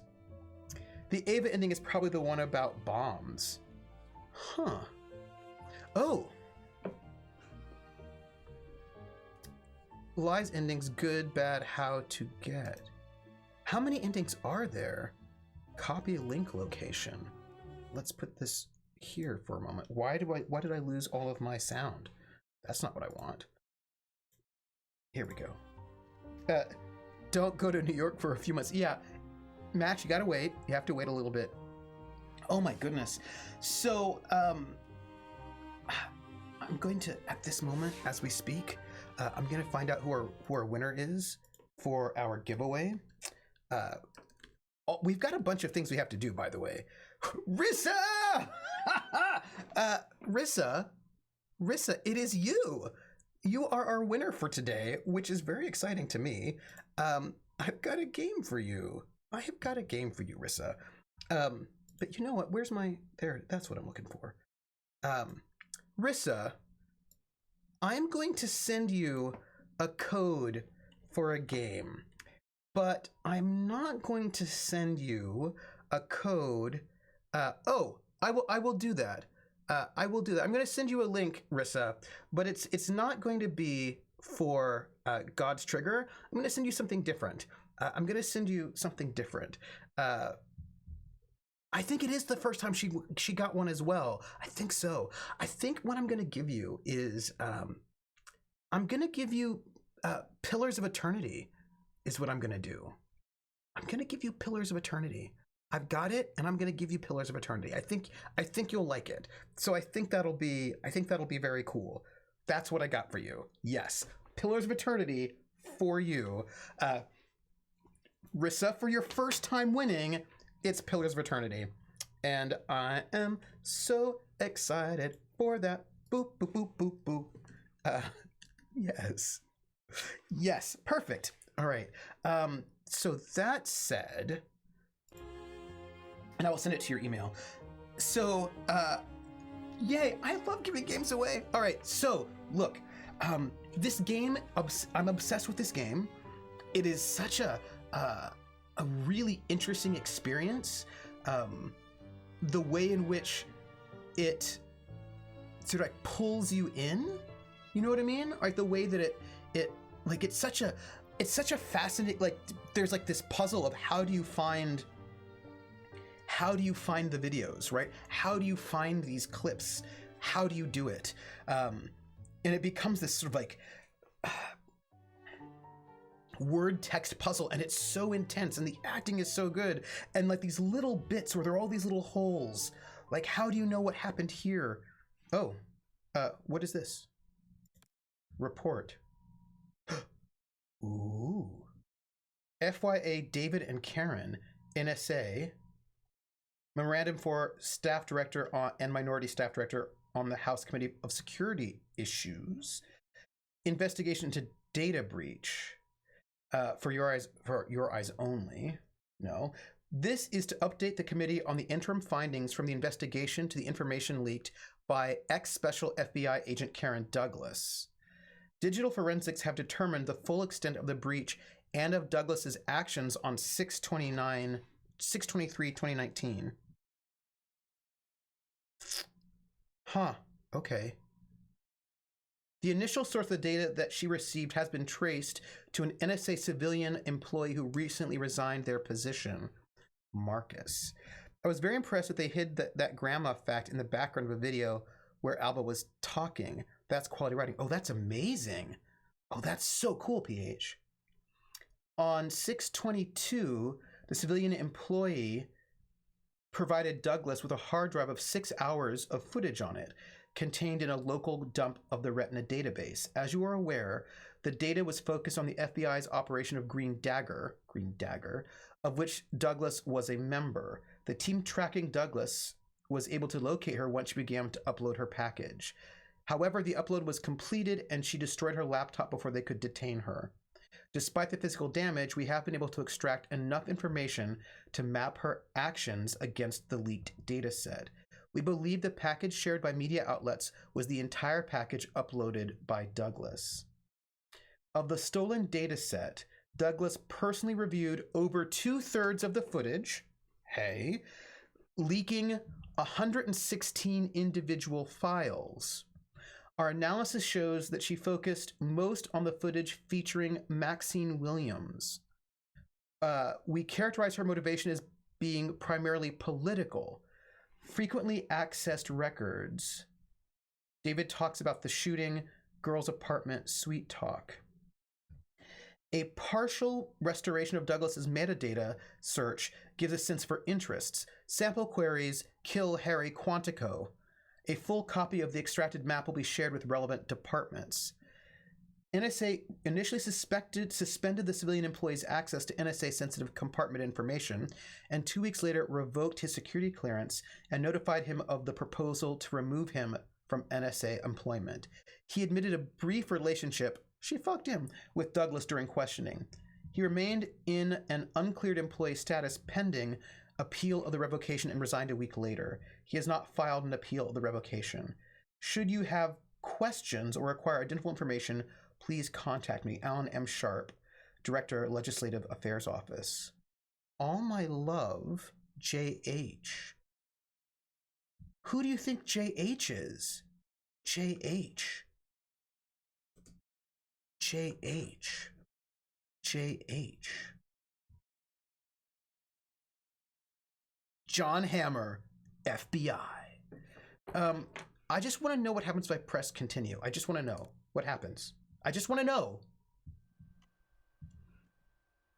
Oh, this is that end. I see. This is what so we could probably get the very last bits. So let's shut down.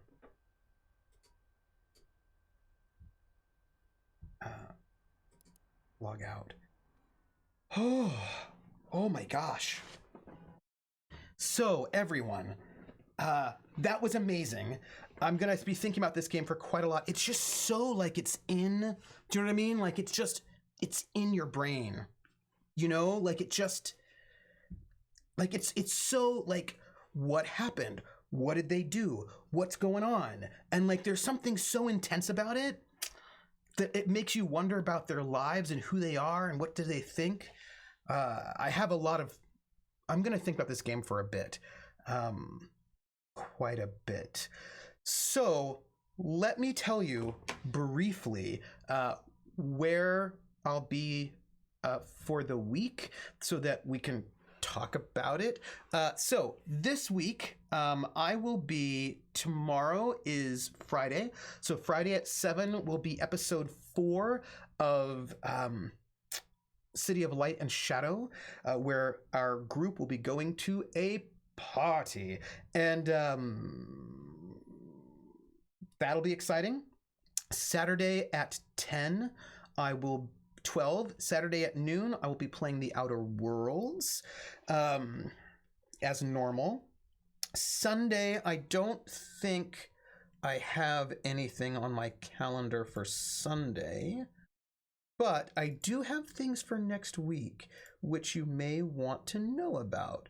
So next week, I have got, I should tell you, next week, I will be streaming my class, not on this channel, of course, but Wednesday will be more Witcher, the Family of Wraiths. There are only 2 episodes left in season 1, after which I will be exiting so that I can go and play Overlight on Little Red Dot's channel. So that's very exciting. But so Witcher, Wednesday, Tales from the Grim, 8 p.m. Thursday, we'll be streaming something that is not telling lies. I don't know what it is yet. I'm going to just look at my Steam library and come up with something good. And then, do I have something on deck? PH, I'm going to put a link to my class in the Discord, so you can find it there. Yes. Did I have a thing that I was supposed to be doing after this? I feel like I might have, but I don't remember. We'll find out. I will look and then I will know. But Friday next week at 11 a.m., I will be doing a dramatic reading of Antony and Cleopatra over on Praxagora the Smophoria. Praxagora the Smophoria's channel. So that's 11 a.m. on Friday will be Antony and Cleopatra by Shakespeare. And then the French Resistance game again. And so, but her channel will have VODs now. So that is very exciting. So let's do a raid. And we're going to raid Rockette because why would we not do that? Because I think Rockette is awesome and we're going to do it. Okay. We're going to raid Rockette Fox because Rockette is amazing and wonderful and she's still doing some story time. So for all of y'all, here is our raid command. I've got to figure out how I can make Nightbot a subscriber. I need to do that. How? I don't know yet. I will figure it out. So that's her raid command. So let's go over there and raid Rockette and give her the raid command and then take care of yourselves, hydrate, eat well, like have the best time of your life. No, you'll never felt this way before. But I swear, it's the truth. So we're gonna raid. Let's go raid and say hi to Rockette. Thank you, everybody. I will catch you on the flip side. You all are the best.